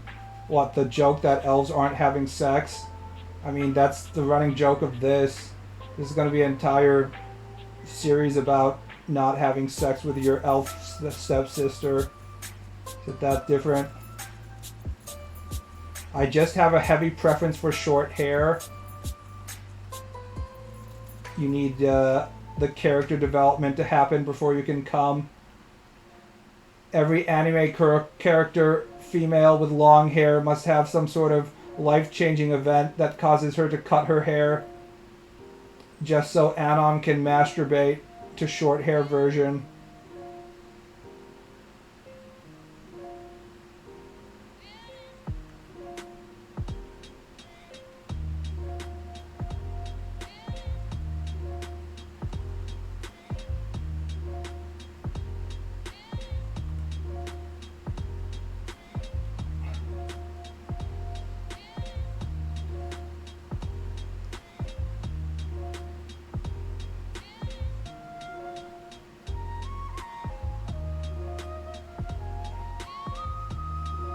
Garnet from Final Fantasy IX only got attractive after a story arc. Yes, I do prefer Garnet with short hair over long hair. Not gonna lie, I agree with that one.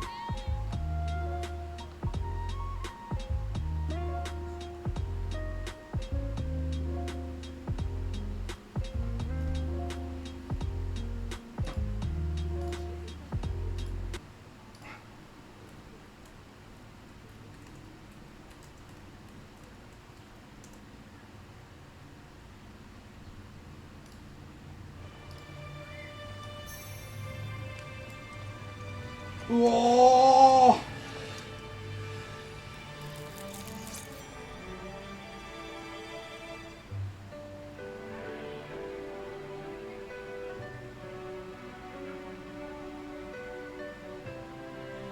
Just immediately have the perfect hairstyle.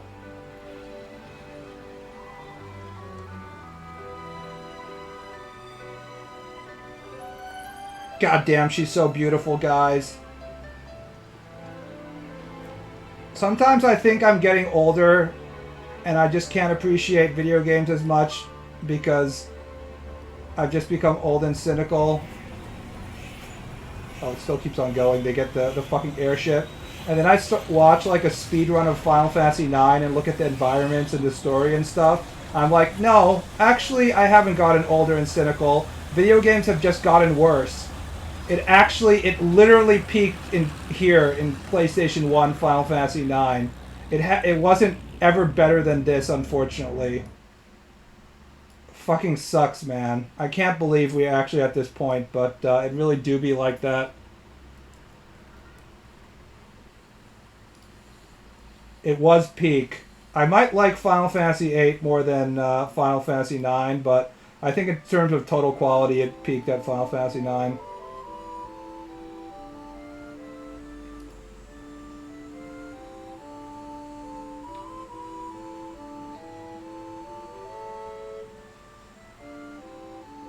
I bought the game when I had broken my finger since I could only really play turn-based games. I mean, it's not really turn-based because there's an active time bar.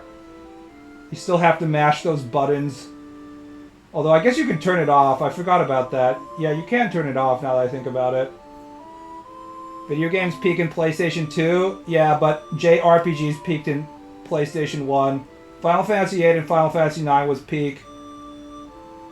We've never had a level of artistry as good as that ever since, unfortunately.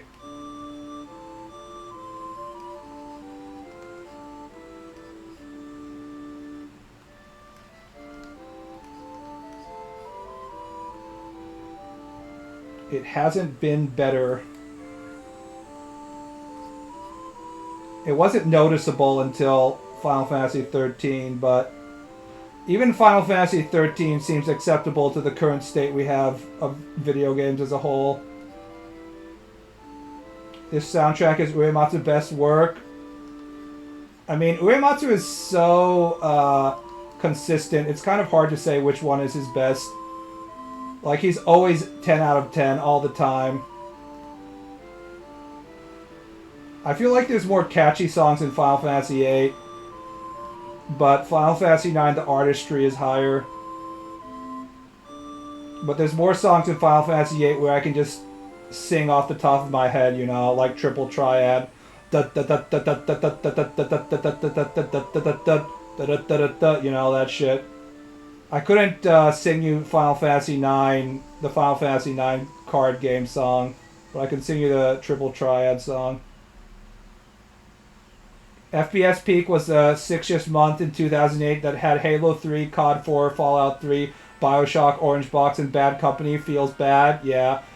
FPS has had a period in which the whole feel of the gameplay improved a lot after that generation, though, especially with like active triggers and like different types of vibration and shit. I feel like Modern Warfare and stuff really was an improvement on the whole genre, so I'm not willing to say that it peaked at that point with like Halo and shit. Although I guess Halo 3 was after. Yeah, I guess that's included in that. JRPGs were never as good as when they were using the pre-rendered backgrounds, for example. I just want... Why hasn't a single game be like, we're going to do a pre-rendered background? I just want one game that does it, and yet we don't get any. Do they not have the technology to do that anymore? What the fuck is this shit? Pre-rendered backgrounds were peak artistry because you could have like dramatic effects, because you had total control over the camera. The director could really give you like those dramatic shots, you know, like the trees off in the distance or whatever. I can't believe nobody has tried to make a pre-rendered background game since then. It really sucks. It makes me sad. Pre-rendered is cinematic. I know, right? Having more control over the camera isn't always a good thing. Not in RPGs. I can understand if you're talking about like an FPS or something. And now Square Enix can't even make like a turn-based game anymore. I might sound like a fucking fossil, but I don't always want all of my gameplays to be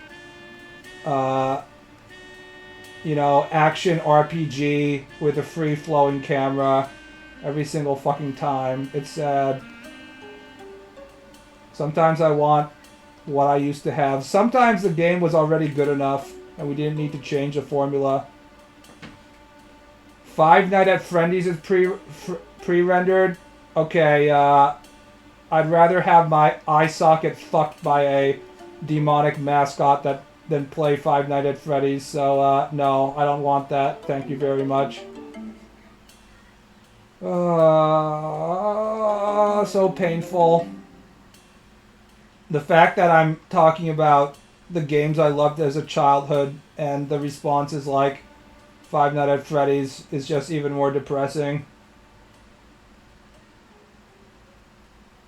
Oh well, I mean, that's not what I don't want pre-rendered backgrounds for having pre-rendered backgrounds. I want pre-rendered backgrounds because I think that they're a good cinematic tool for providing me with an awesome JRPG adventure that feels like me and my team are adventuring this impossibly huge, artistically beautiful world. Why can't I feel like that anymore? Why the fuck, if I want to play Final Fantasy VII Remake, am I going to be stuck in the entire city for the entire first game? And then stuck at Costa del Sol and a little bit of the world map entirely for the second game? What the fuck is this shit? Let me go on a fucking adventure, goddammit. I don't care if it costs you, like, the same budget as the GDP of some small third world country. Figure out a way to reduce the budget and give me the entire fucking game on a single disc. What the fuck? Well, what is this shit? People are like, the game is longer than it used to be. Yeah, because there's a shit ton of fetch quests. There's zero fat in Final Fantasy IX if you actually play it right now. It's just non-stop story progression. Unless you actually like go and play the side quests like frog catching and shit. Ugh. Sag.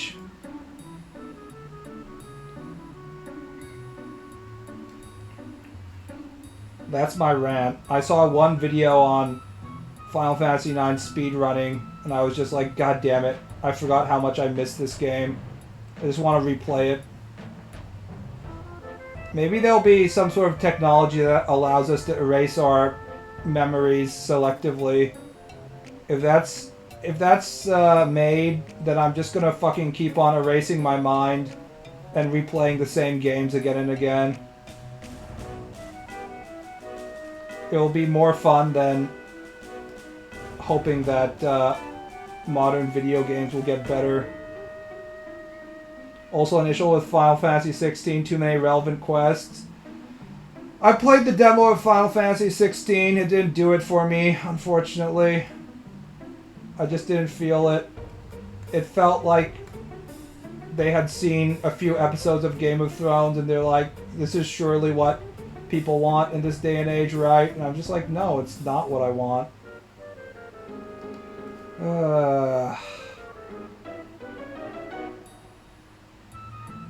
Game as a whole was enjoyable though? Okay. I don't know, man. It just didn't give me that feeling of like I want to go to a faraway place that I feel every second of playing Final Fantasy IX. That feeling of like journey and expansive freedom. And like you're going on this journey with like your team that you really like. I hear that Final Fantasy VII R2 has 8 gigabillion mini-games like Mario Party. Yeah, because they have Golden Saucer in there. And that's cool and all. I appreciate that, but it's not what I'm looking for.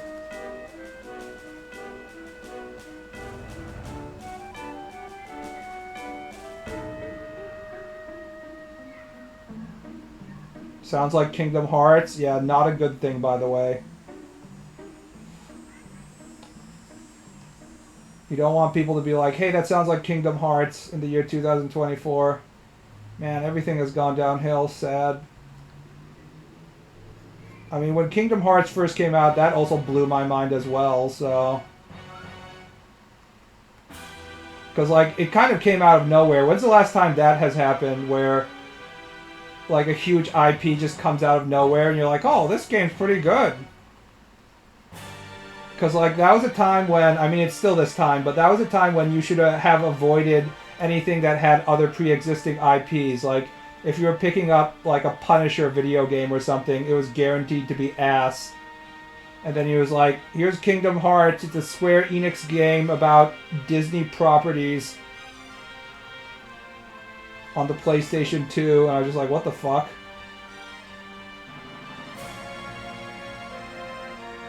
Fuck Disney Town and Birth by Sleep, that music comes straight from hell. I mean, I'm never gonna play Birth by Sleep, so it doesn't matter. Square Enix couldn't miss back then. Square Enix had a run between Final Fantasy VII, maybe even Final Fantasy VI, and, I don't know, Final Fantasy XII. Final Fantasy XII came out after Kingdom Hearts, right? Where literally every single Square Enix game was just absolute perfect fire. Final Fantasy XII was the first time I was like, this isn't as good as the other games. It's still fun though.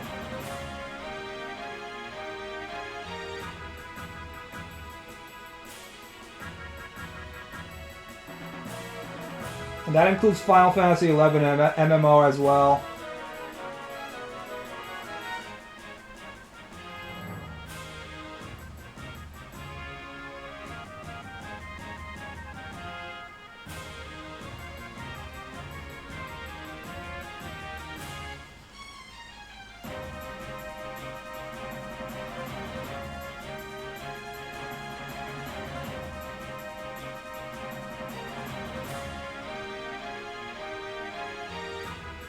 They had RPGs for everyone back then. This was unironically a thing in which the improvement of graphics and technology that allowed them to do stuff like FPS is better.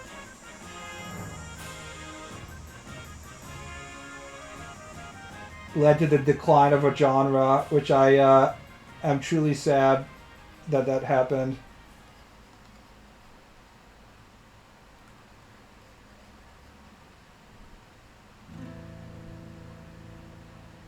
I should probably buy Final Fantasy X sometime. Been interested for some time now. Final Fantasy X is okay. It's not perfect. It has extremely poignant Kino moments in it, but it also has a lot of cringe as well, like the infamous Tidus laughing scene.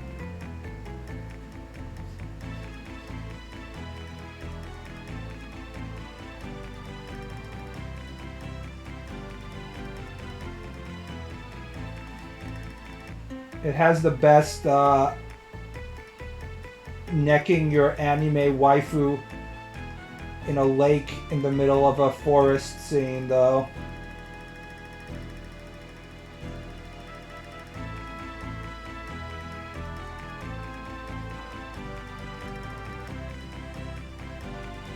Are there versions of Final Fantasy X that you can buy, like the international version in America that has the proper Japanese voice acting? A lot of the cringe shit isn't as cringe if it's in Japanese voice acting. However, the laugh is still cringe.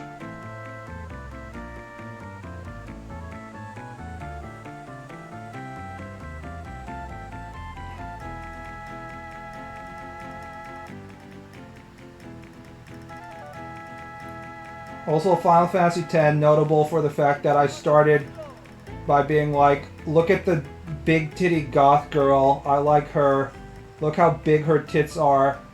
And by the end of the game, I was like, ooh, Yuna, ooh, romantic girl, I love you so much, I miss you so much. Which showed how successful it was at making you like the girl.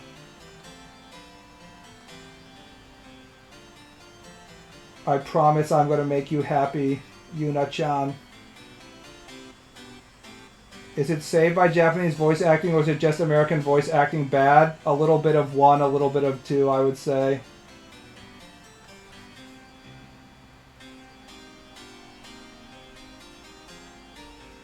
Oh, I haven't played Xenoblade, though. As someone who is complaining about not having any RPGs to play, I guess I should buy a Nintendo system and play Xenoblade. It's not like I don't have money to do that.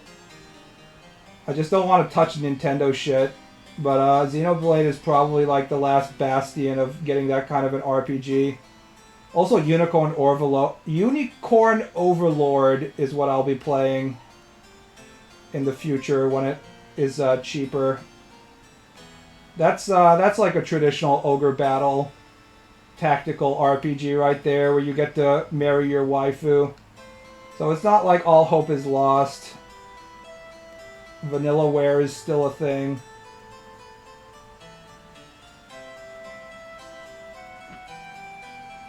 Unicorn Overlord equals Ogre Battle plus Fire Emblem. Yeah.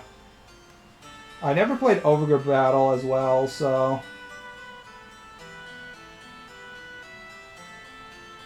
Xeno 2 has pretty scuffed story. I mean, Xeno 1 is like the true GOAT narrative, right? Although I'd probably say Xenogears is the GOAT narrative, as someone who was growing up at the time. Xenogears is insane. It has like the worst gameplay, but it's in terms of like holy shit, they really tried to do a 100 episode anime and make it into a video game, didn't they? That feeling. It's a feeling that you can only get by playing Xenogears. It's just like peak 90s anime core in a way that nothing else is.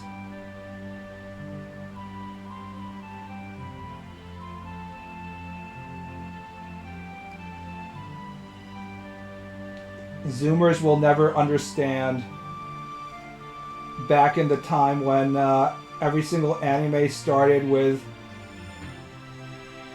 you finding an unoccupied robot and then nuking your entire village using it by mistake and being like, "Oh, what have I done?" And that's like the first episode.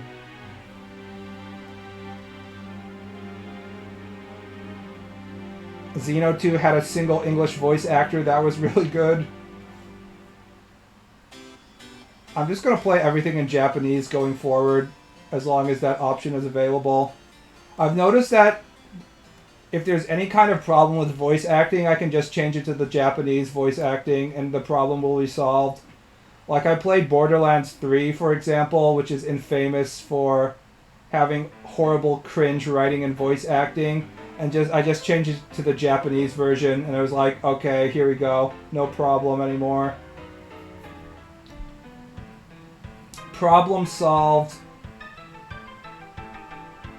Cosmos Giga Waifu Power. Xenosaga kind of sucked, guys. Not gonna lie. I don't understand why Xenosaga was so fucking highly reviewed. I was off that bandwagon in episode 1, and don't even get me started in Xenosaga 2 and stuff.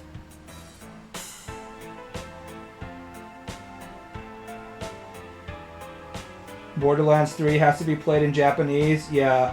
I don't know how it works on PC, but I had to change my PlayStation 4's regional setting to Japan, so everything was in Japanese while I was playing Borderlands 3. But it really solves all the cringe writing and cringe dialogue when it's in Japanese, so I was like, problem solved, here we go.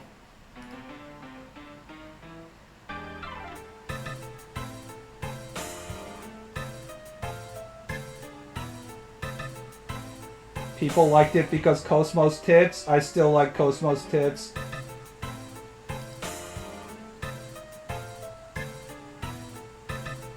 Borderlands Flick coming out soon? Eh, fuck that.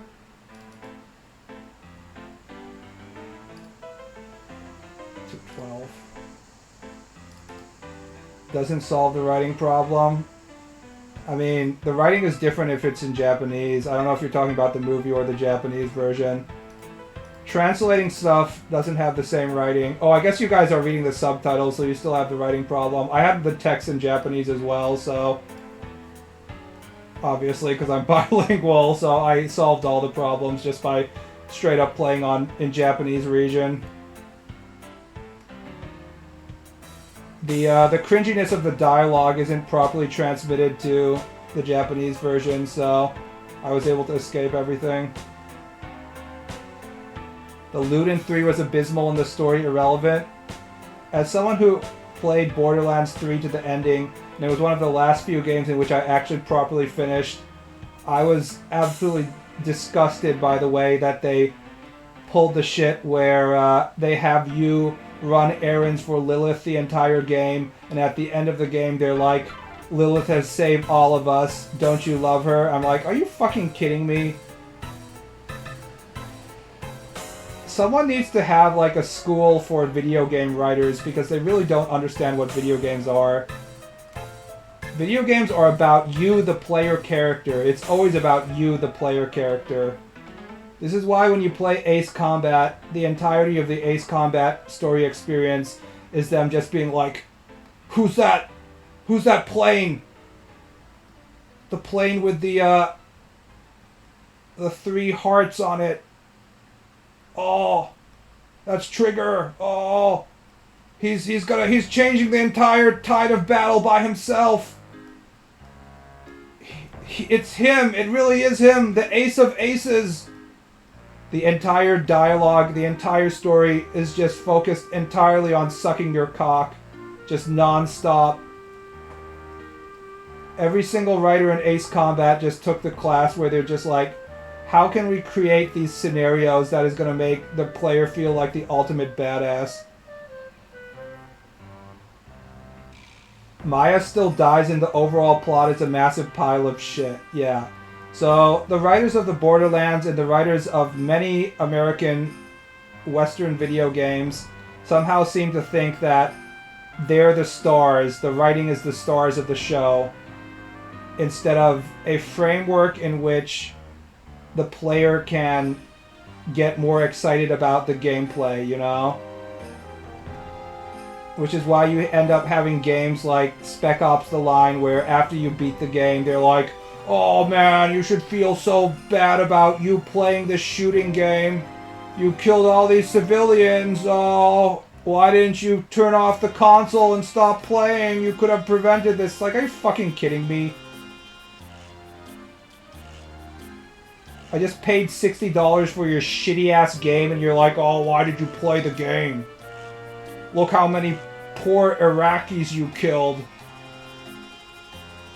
Don't you feel so bad? I'm like, no, I don't feel bad. They're fucking computer graphic people. Fuck off.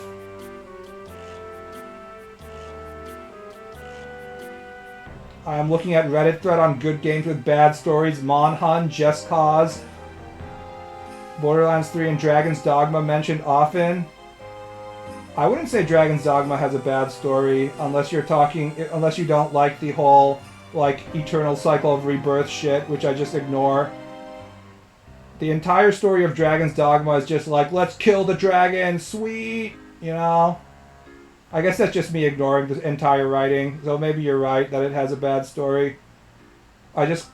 It's really easy to ignore the story in Dragon's Dogma, you know? Because it shows up, you have like 6 cutscenes total, and all the rest is doing awesome fantasy stuff, so... Just Cause, same thing. You're just flying around an open world. Who gives a fuck about the plot? The problem with Borderlands 3 plot is that they actually interject it in all the gameplay because there's constant dialogue. You can't escape Claptrap being annoying, for example. So if you can't handle that shit, it really is just like stuck in your face. Monhun, same thing, right? The handler might be annoying as fuck. I don't think the Monhunt story is bad, it's the character that's bad, right? The handler character. Nobody fucking likes babysitting that ugly ass bitch.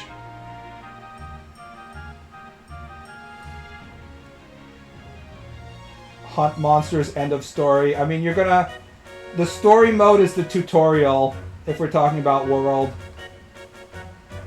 Nobody remembers the story because the story lasts all of 30 hours and the rest of the game is you grinding the shit out of gems.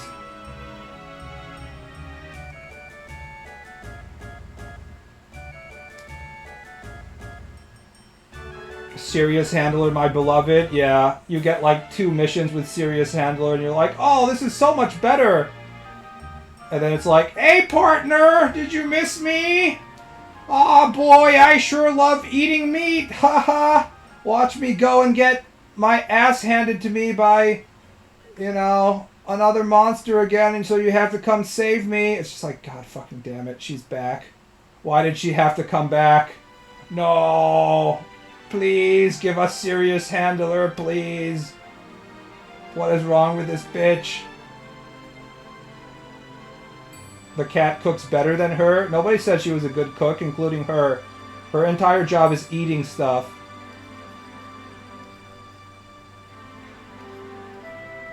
Honestly, if you had a cat that could cook your food and throw healing items at you and carry all of your shit and drag your corpse back to base if you get killed, would you ever actually want a girlfriend?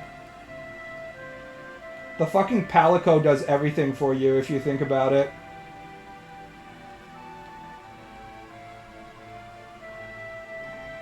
It makes sense why that one ninja cat was introduced and people were like, whoa, I want to fuck the cat. She does cook when on a mission, but only then. Oh yeah, that's right. I always eat before my mission. I forgot about that. I mean, she just sticks it in the fucking oven, so you're right. I forgot that she does something. A cat is fine too. It really do be fine.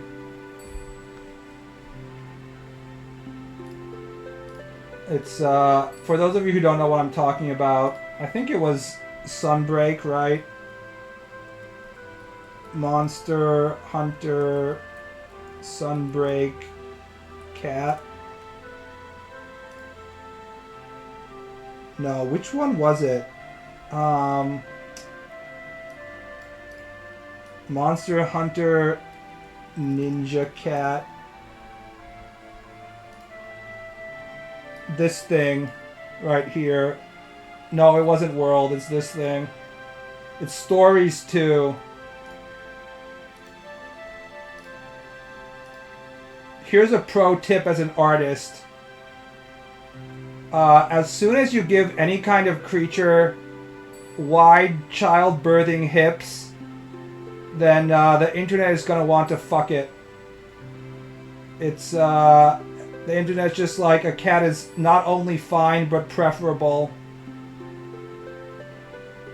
Yeah, they're going to start drawing shit like this, guys. It's unavoidable.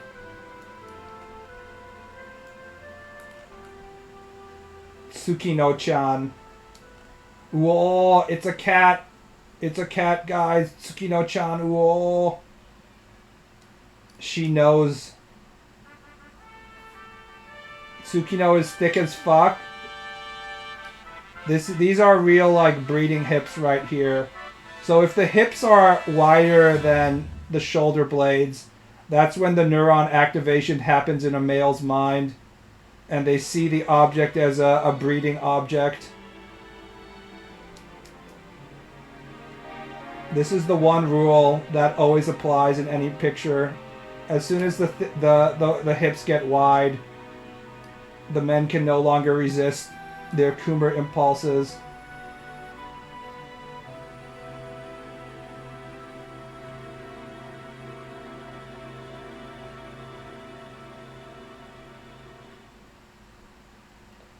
Rules of nature!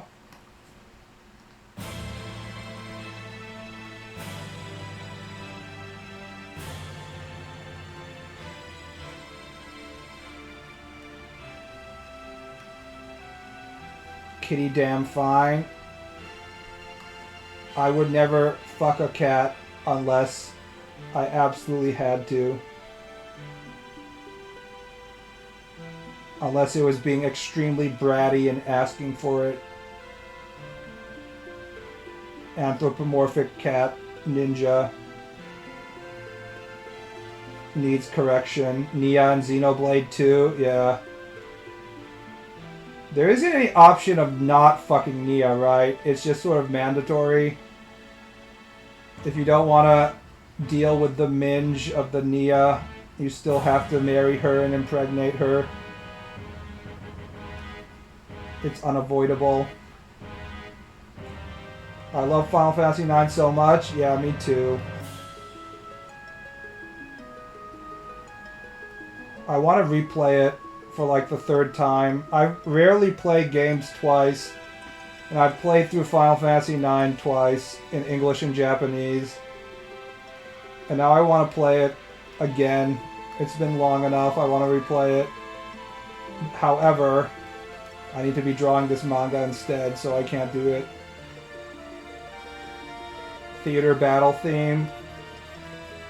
Every single ounce of Final Fantasy IX, every single scene, every single like environment has more flavor and soul in it than like the total amount of soul that you get in an entire game in 2024.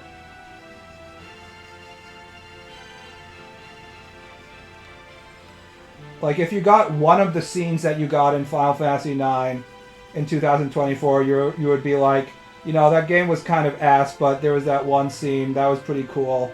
Except in Final Fantasy IX, it's like literally every single scene is like that.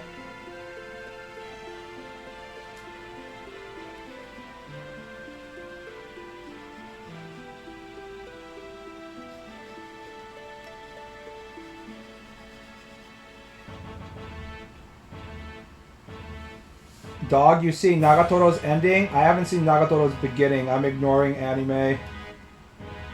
Concord saved gaming. I'm not gonna lie. To be 100% honest, I think Concord is the worst character designs I've seen in my entire life in any form of media ever. That's why I'm saying that Concord has to be like the nadir.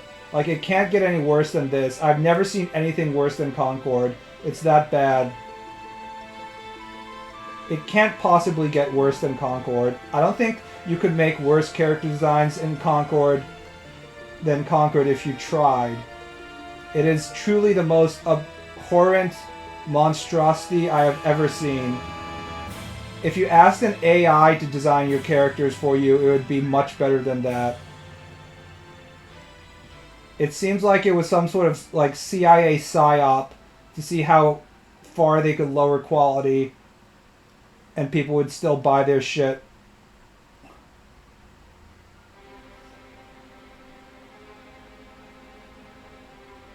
The characters are based on the investors. I don't know, man. I don't even care what the core problem is at this point. I would say that I just want it to stop, but in the case of Concord, I want it to continue to the point where the investors truly understand that they can't do this shit anymore and they're just going to keep on losing money. We need more and more failures on the level of Concord so that eventually the money dries up. So they stop making that shit. It's like the only way out of it.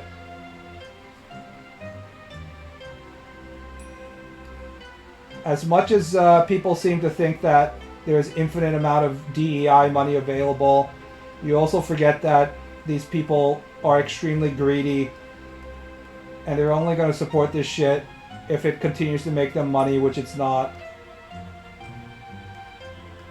At some point, people just need to come to their senses and understand that they need to make a good video game to make money.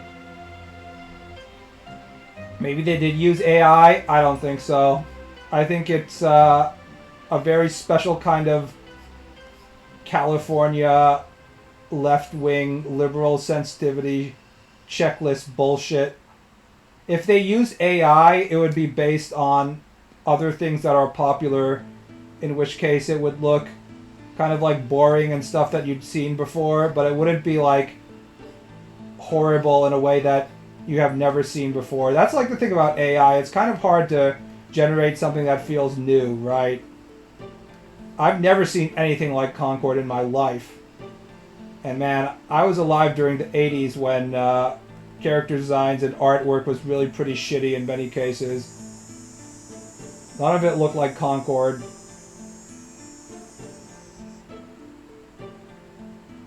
Pretty sure they suck it out of the developers. Well, all of those developers are going bankrupt, so it might be okay for a little while longer, but they're gonna run out of developers soon.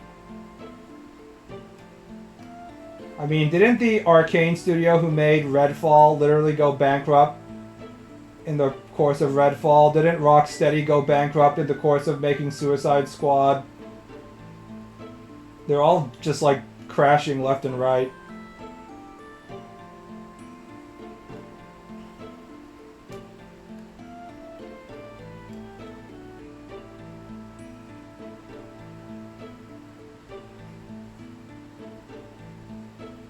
Eventually the investors are going to suck the money out of each other. Video games becoming popular is kind of a mistake. That's part of the problem.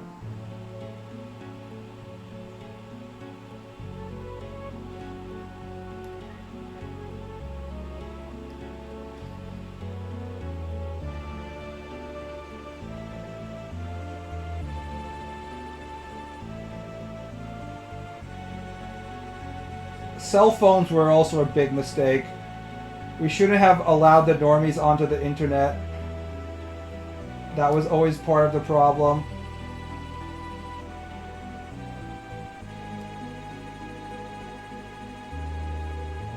Is this the Kuja's theme? I think it is.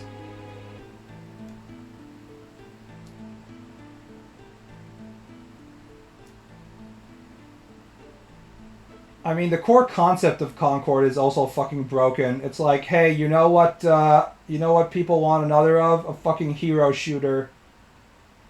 This is the problem with imitating what is popular, because if you have a 5-year development cycle, by the time your game imitating that thing actually comes out, that thing is no longer popular by the time.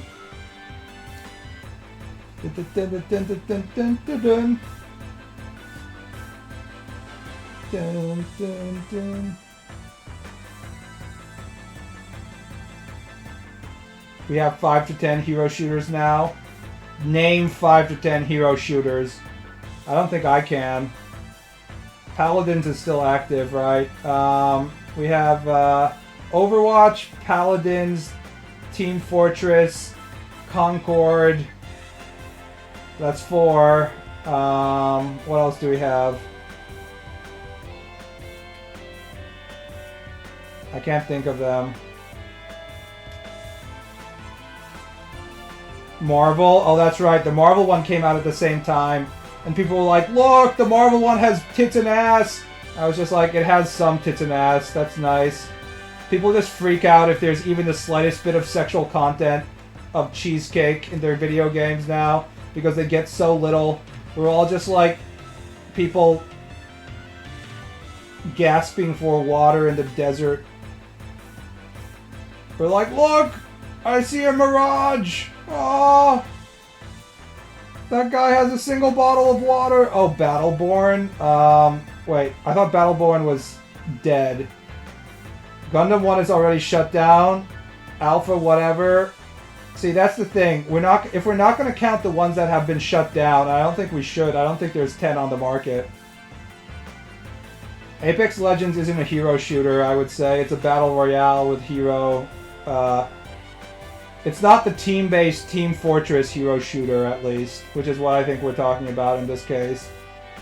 Battle royales are also probably, people are getting sick of them, but you know, it's a different issue.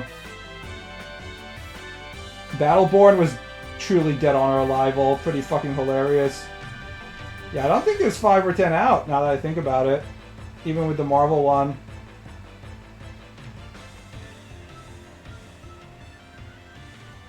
You can barely get to 5, I guess.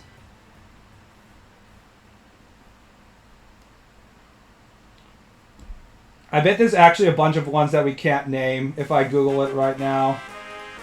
Dun, dun, dun. Dun, dun, dun, dun, dun, dun, dun. Yeah, Rainbow Six Siege, I guess, counts as a hero shooter. Hero shooter video games on the market. Oh, Valorant, guys. We all forgot about Valorant. That says something about it. So there's like 6. Which hero shooter dies next tier list? Made in December 2nd, 2023. Keck W. This was even before we were thinking about shit like Concord. He's gonna have to update that list.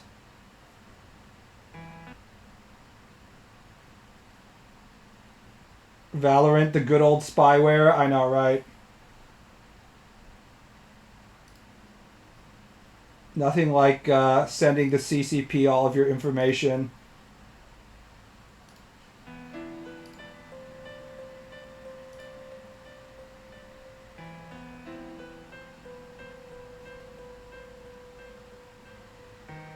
You fuck with any of the My Hero Academia characters? Gonna be honest, I don't never really like the My Hero Academia content. I mean, Mirko is hot. Everybody thinks Mirko is hot. I think she's hot as well. I don't know. I'm not particularly interested in the whole setup. I'm not a huge fan of cape shit, and for me, My Hero Academia combines two things that are both overused. The cape shit formula plus the Japanese school formula.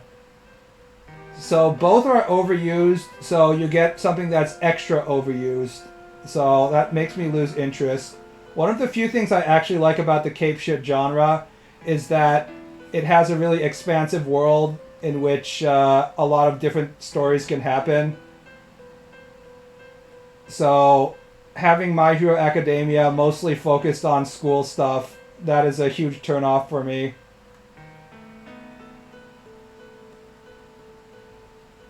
The bunny one is nice. Yeah, everyone wants to fuck Mirko.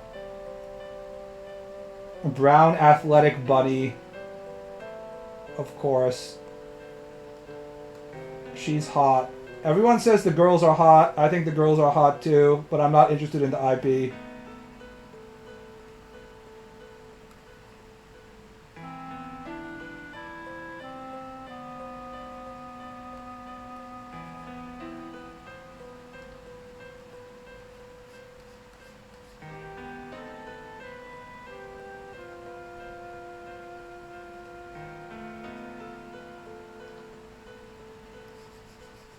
People want legs. I have some bad news about you because Mirko losing her legs pretty soon. Did she lose both of her legs or just one? She lost a leg and an arm, right? It's okay. If her superpower is bunny powers, she can just be bred to have more bunnies. She probably has super reproductive powers as well, so we can solve that problem by pumping her full of semen. My Hero Academia only need a good landing to become a classic. Doesn't it end like next week or this week or something? I haven't read it at all, so I don't know what's going on with it.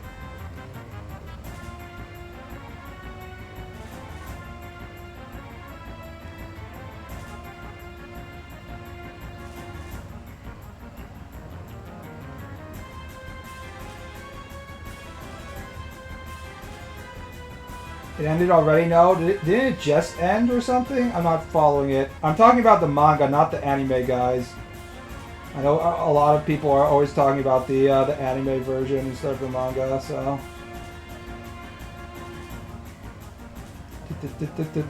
Dun, dun, dun, dun.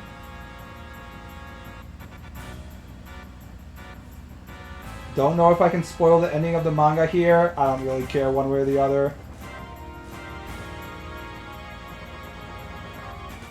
I haven't followed it at all, so it won't even register. Don't spoil it though, I guess, because it just ended.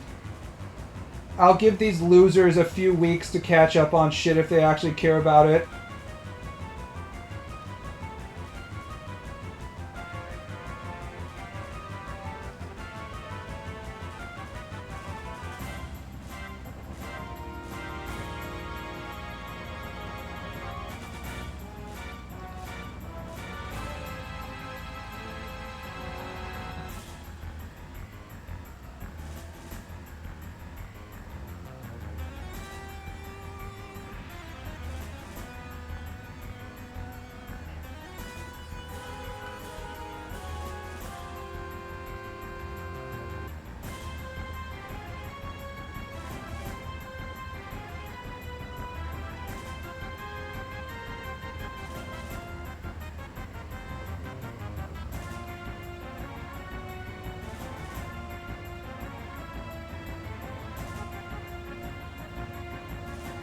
I like the part of the Final Fantasy IX music where it goes doot doot doot doot doot doot doot doot. Boop boop boop boop.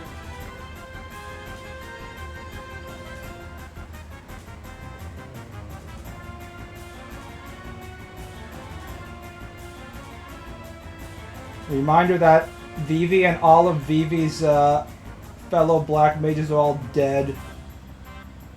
Sag.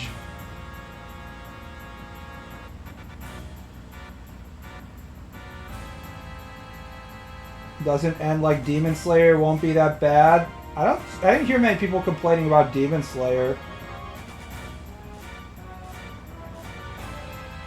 The number one complaint that you often hear about a manga that was completely beloved while the ride was going on and people don't like the ending is Attack on the Titan, right? Everyone's like, what the fuck? When it comes to Attack on the Titan. A lot of people were legitimately mad about wasting all of their time on Attack on Titan when it ended up ending the way it did. I started watching episode 1 of Attack on Titan and I was just like, oh, it's one of the serious traumatic shit. I don't really care about this.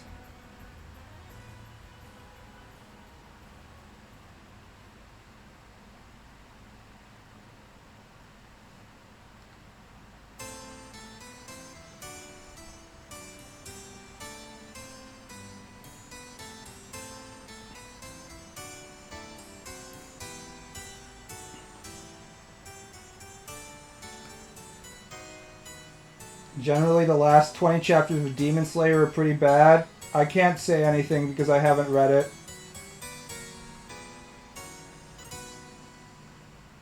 I really don't have any comment.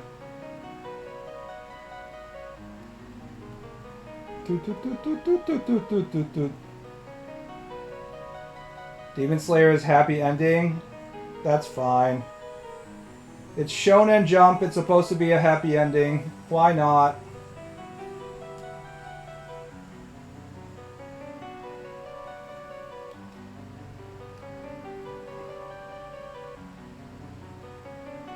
I guess if I want classic Final Fantasy content, I should just be playing Final Fantasy XIV. And then I get classic Final Fantasy storylines in piecemeal. But I don't have like 10,000 hours of my life to be playing an MMORPG, so unfortunately I don't get to do that. I was playing Final Fantasy XIV for a little bit, and I dropped it because I wanted to play Final Fantasy XI, not Final Fantasy XIV. But it really is one of the few ways in which you can still get that Final Fantasy XIV, or the classic Final Fantasy feeling, I guess.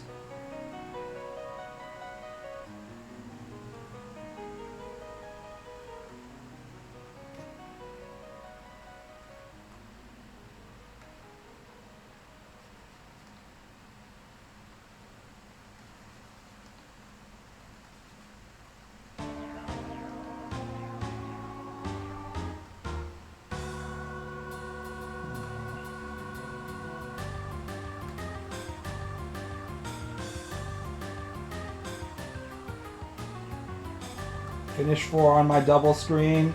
There is a clear cutoff point in which old games aren't as good as new games, and it's usually like annoying stuff like load times or the difficulty is weird and stuff like that.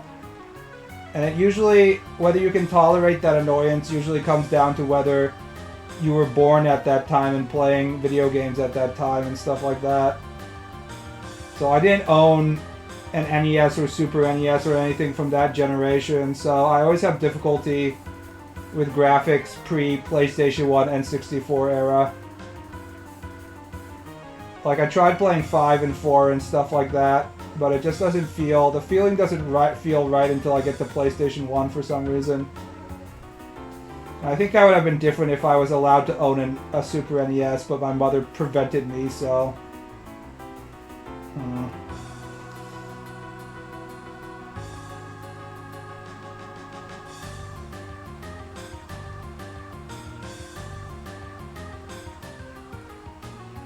I don't like my shading. I can't figure out what I want to do differently though. No, I want this sort of sideways, but I need to do...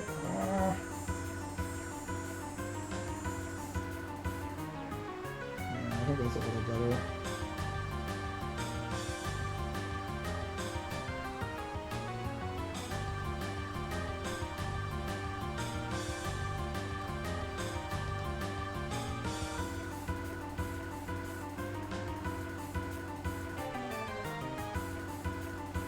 In retrospect, the total number of tracks in Final Fantasy IX is kind of crazy.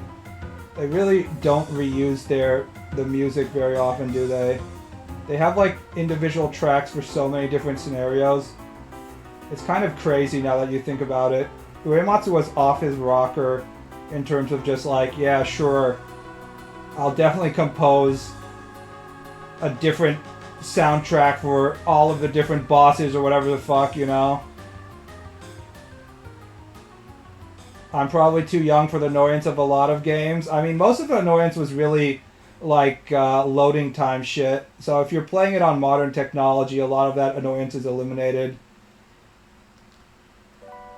During that era, like you would go into one room and you would get like a 5-second loading screen, and then you'd have to leave the room to fetch something else, and you'd get another 5-second loading screen. And then you go back into the previous room to give the item to that person, and you'd get another 5-second loading screen. Like, that was a real fucking thing, and it drove you crazy.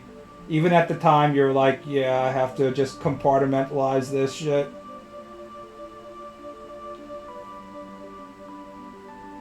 Square milked Uematsu dry, but they didn't though, because even after he left Square, he kept on producing good-ass music.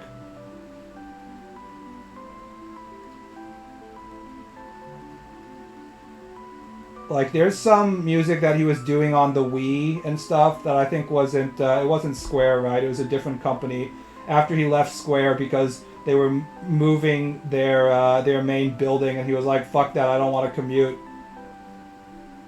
Which was one of the dumbest things that Square did, was fuck with Uematsu's commute or whatever. I think it was Last Story.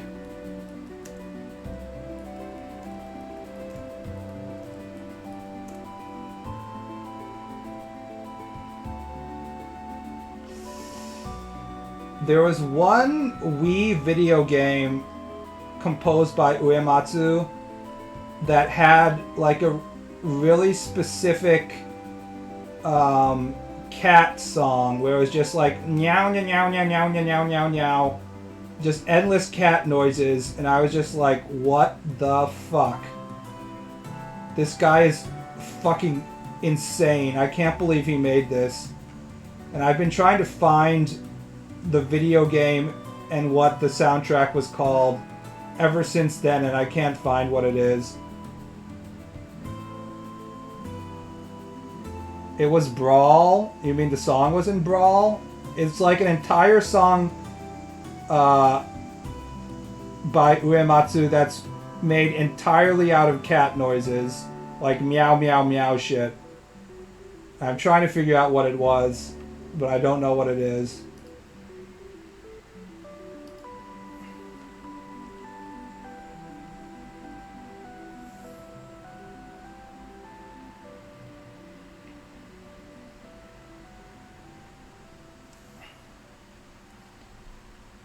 It doesn't seem to show up even when I Google it.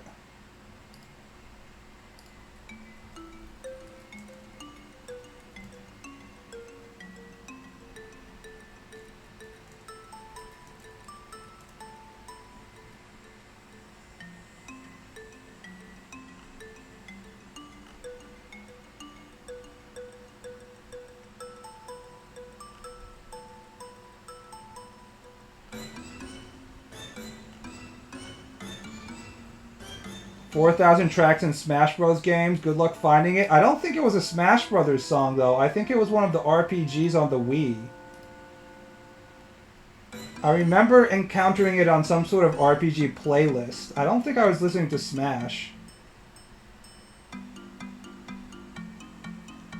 It might have been Smash, but I don't think I would choose to listen to a Smash playlist.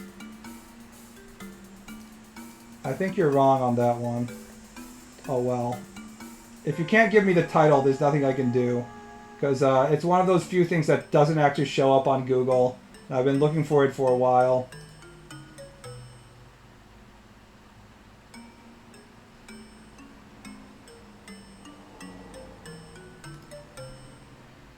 Alright, save.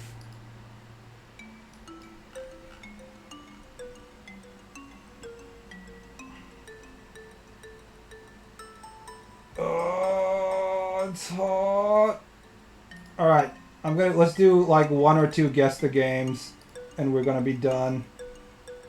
Because it's too hot in my room to actually fucking stay here for that long.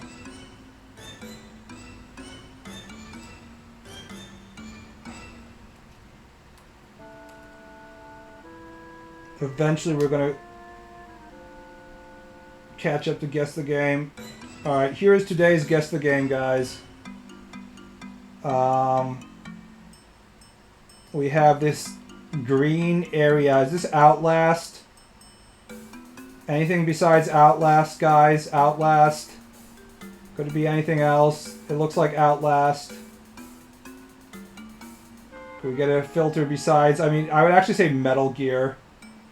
Metal Gear had green filters at some point. Let's try Outlast.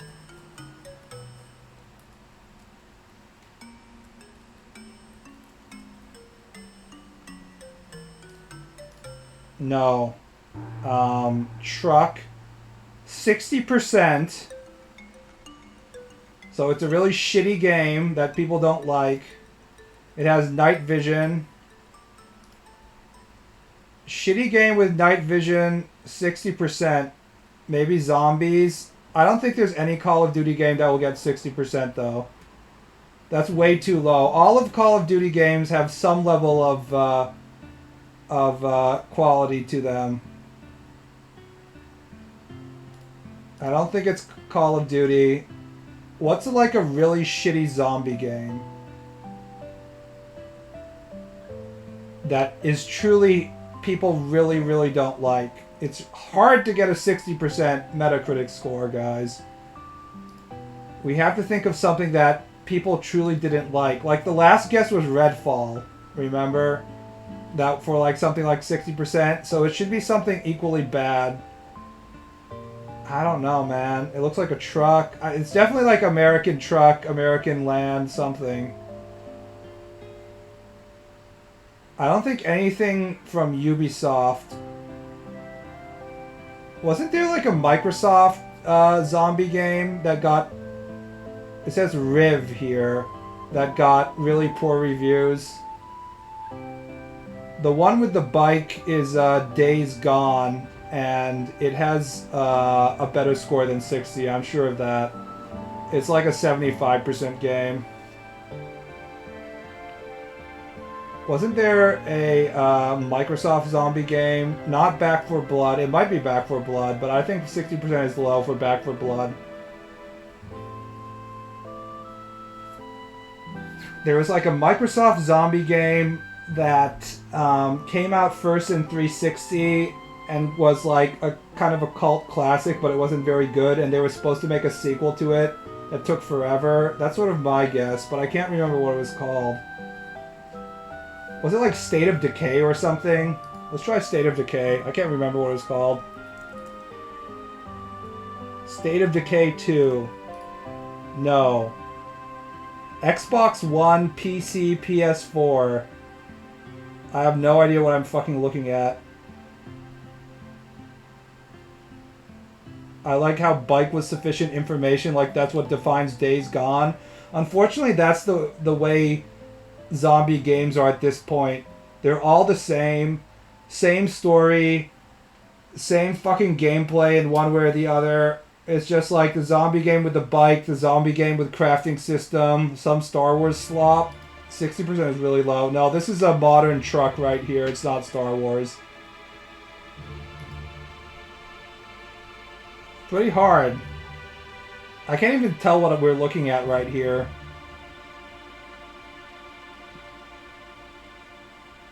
This looks kind of like a gun. We could try saying like, I don't know, Call of Duty or something, but there's no way that would be 60%.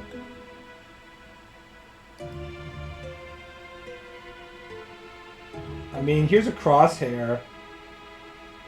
I would say this looks like the Call of Duty crosshair, but a lot of games have the Call of Duty crosshair. Let's try Call of Duty, just see if we know, we can't say for sure. Call of Duty... Black Ops 4, maybe? Let's try that. Yeah, it's not Call of Duty. FPS post-apocalyptic. I definitely called that. Okay, what's a shitty post-apocalyptic, probably open-world game, guys?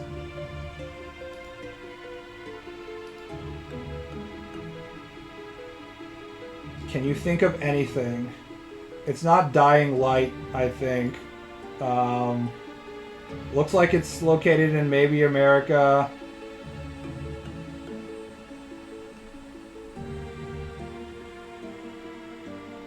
Huh. Ryan?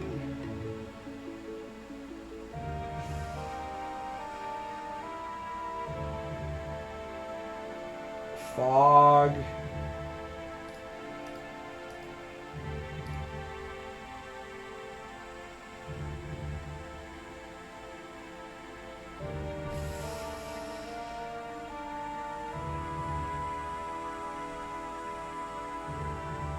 Do we not have many people in stream, or are just people being quiet because they have no idea? There's usually like always one PC gamer who's like, I know what that is.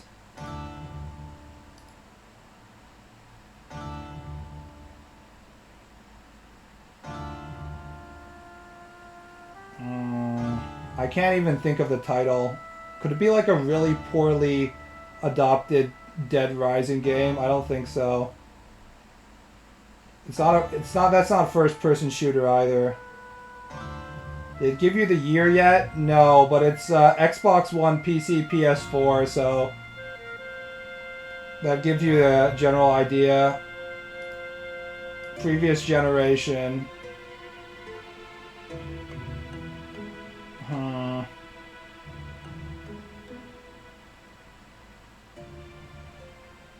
We could try Back for Blood, but I don't think it's Back for Blood.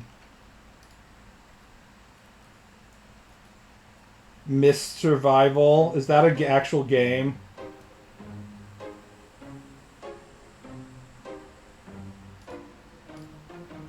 It's not Back for Blood. Detected. 2019. XP.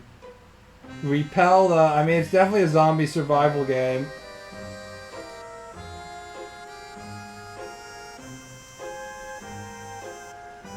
The power of generic zombie slop is too powerful, even for the combined knowledge of the stream.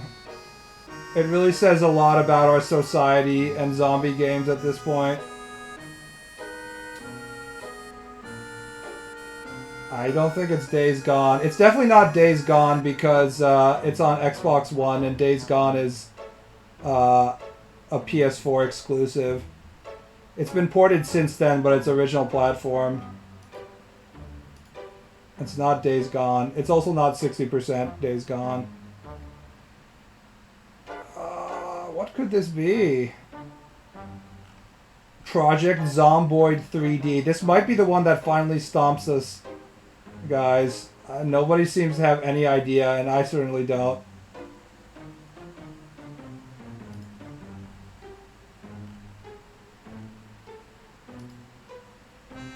The Forest. Rust remake.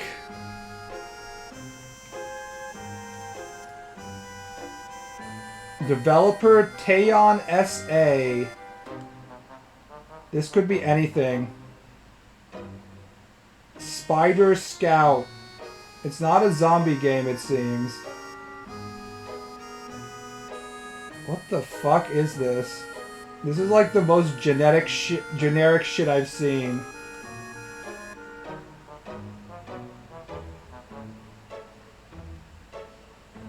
It's not Days Gone, I'm sure of that. Days Gone is third person, it's not an FPS. It wasn't on Xbox One.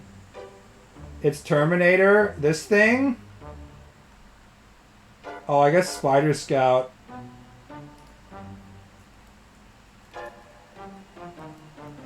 It has nothing, no Terminator anything in it. Do you know what the subtitle is? Terminator Resistance? Okay, this is our last chance. So far, no game has stumped us. This will be the first one if we get the wrong subtitle. Whew, okay, we're still perfect. What a shitty, sloppy looking game. Like, look at this shit, man. No wonder it has 60%. Chat Googled it. No way you knew this? Yeah, probably. Everything is giga generic. Some of the most generic shit I've ever seen in my life. It might as well just be like a Unity asset flip or something.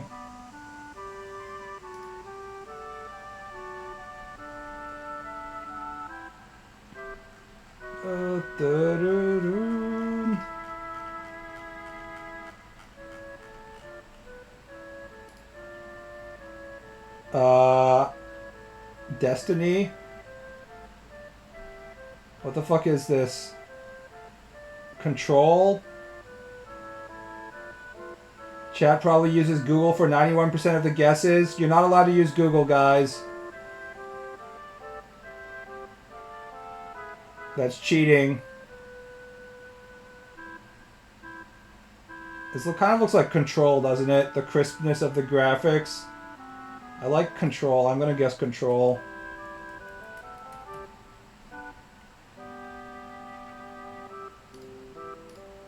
No. 93%.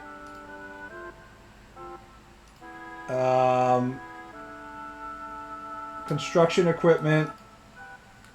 Fallout 4 vibe. Fallout 4 probably has shittier textures than this. Half-Life Alyx. Yeah, that's a pretty good guess. The 93% is also probably a Half-Life Alyx thing, because Valve drones can't stop sucking Gaben's cock. Let's try Half-Life Alyx.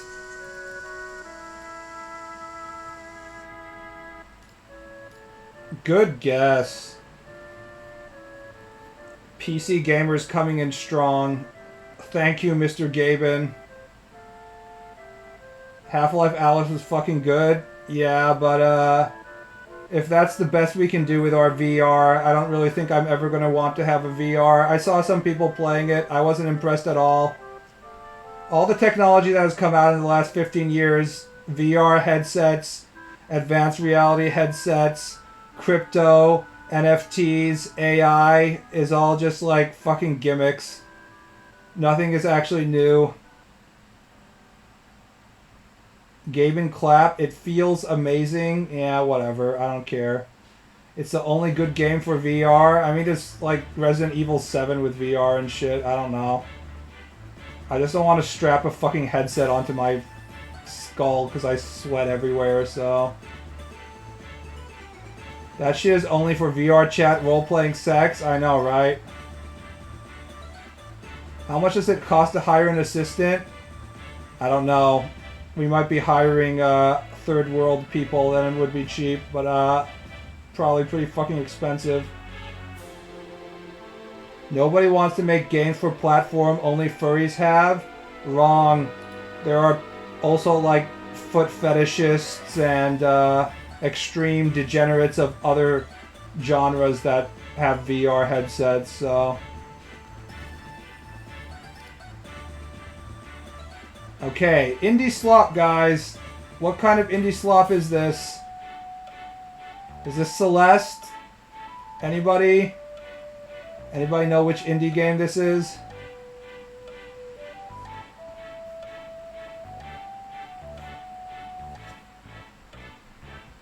Furries are a good source of Coney. They will pay for everything. Maybe, maybe not. Oh, is it Risk of Rain? Money? Yeah, well... A lot of times that money is just their parents' money, so... I don't know if it's the best bet for your company. Just call up that girl that did coloring for you in middle or high school. Yeah, she's probably waiting for me. She's an old maid waiting for me to call her up and say, please be my assistant and do menial jobs for me. Flip Witch Forbidden Sex. Night in the Woods. I don't think it's Night in the Woods. I've guessed Night in the Woods. Not Noida. Probably Risk of Rain. The color palette looks like Risk of Rain. Let's try Risk of Rain. Yep. We have some very dedicated Risk of Rain players here. Yeah, it's pretty obvious, right? Once you get the full shot, it's Risk of Rain. Stay alive! It always bugged me how far back the camera was in Risk of Rain.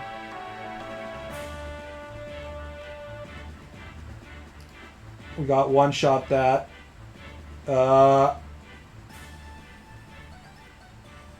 Graveyard? Graveyard. Indie slop? I'm not even sure. This might be a menu.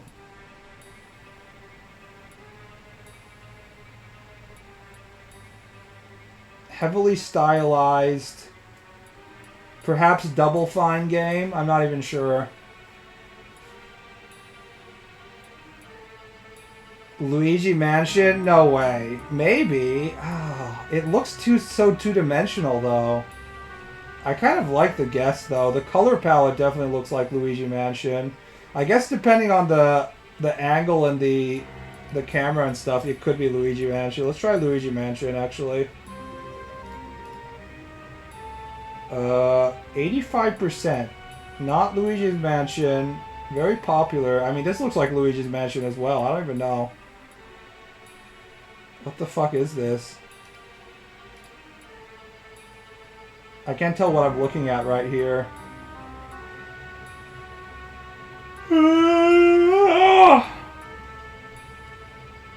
It looks like a giant cock or something. Is this like a rocket? Huh. Maybe that one stage in PlayStation All-Stars. The Metacritic score is 85%, dude. That means it's probably a Nintendo game. Looks like a Nintendo game, I agree. It's a plug. I mean, this looks like a flying rocket on a purple background. Kingdom Hearts game, maybe. Peggle? Oh, Peggle might be a thing. Because, like, isn't Peggle, like, pinball-esque? So, pinball would have, like, a graveyard spooky stage and a space stage. I kind of like the Peggle guess. I have never played Peggle. Oh, there you got it. Good guess. I mean, I don't think people who are getting accused of Googling that shit, I don't think anyone would be able to Google this unless they were going directly to the page and doing like an image search from the same page or some shit. I don't think they would have that. Yeah, I don't play Peggle or anything related to balls jumping around. Fuck. Alright guys, I'm going to end the stream here. Good night guys, have a nice night. Enjoy your Peggle. It's super hot in my room, fuck this. Good night.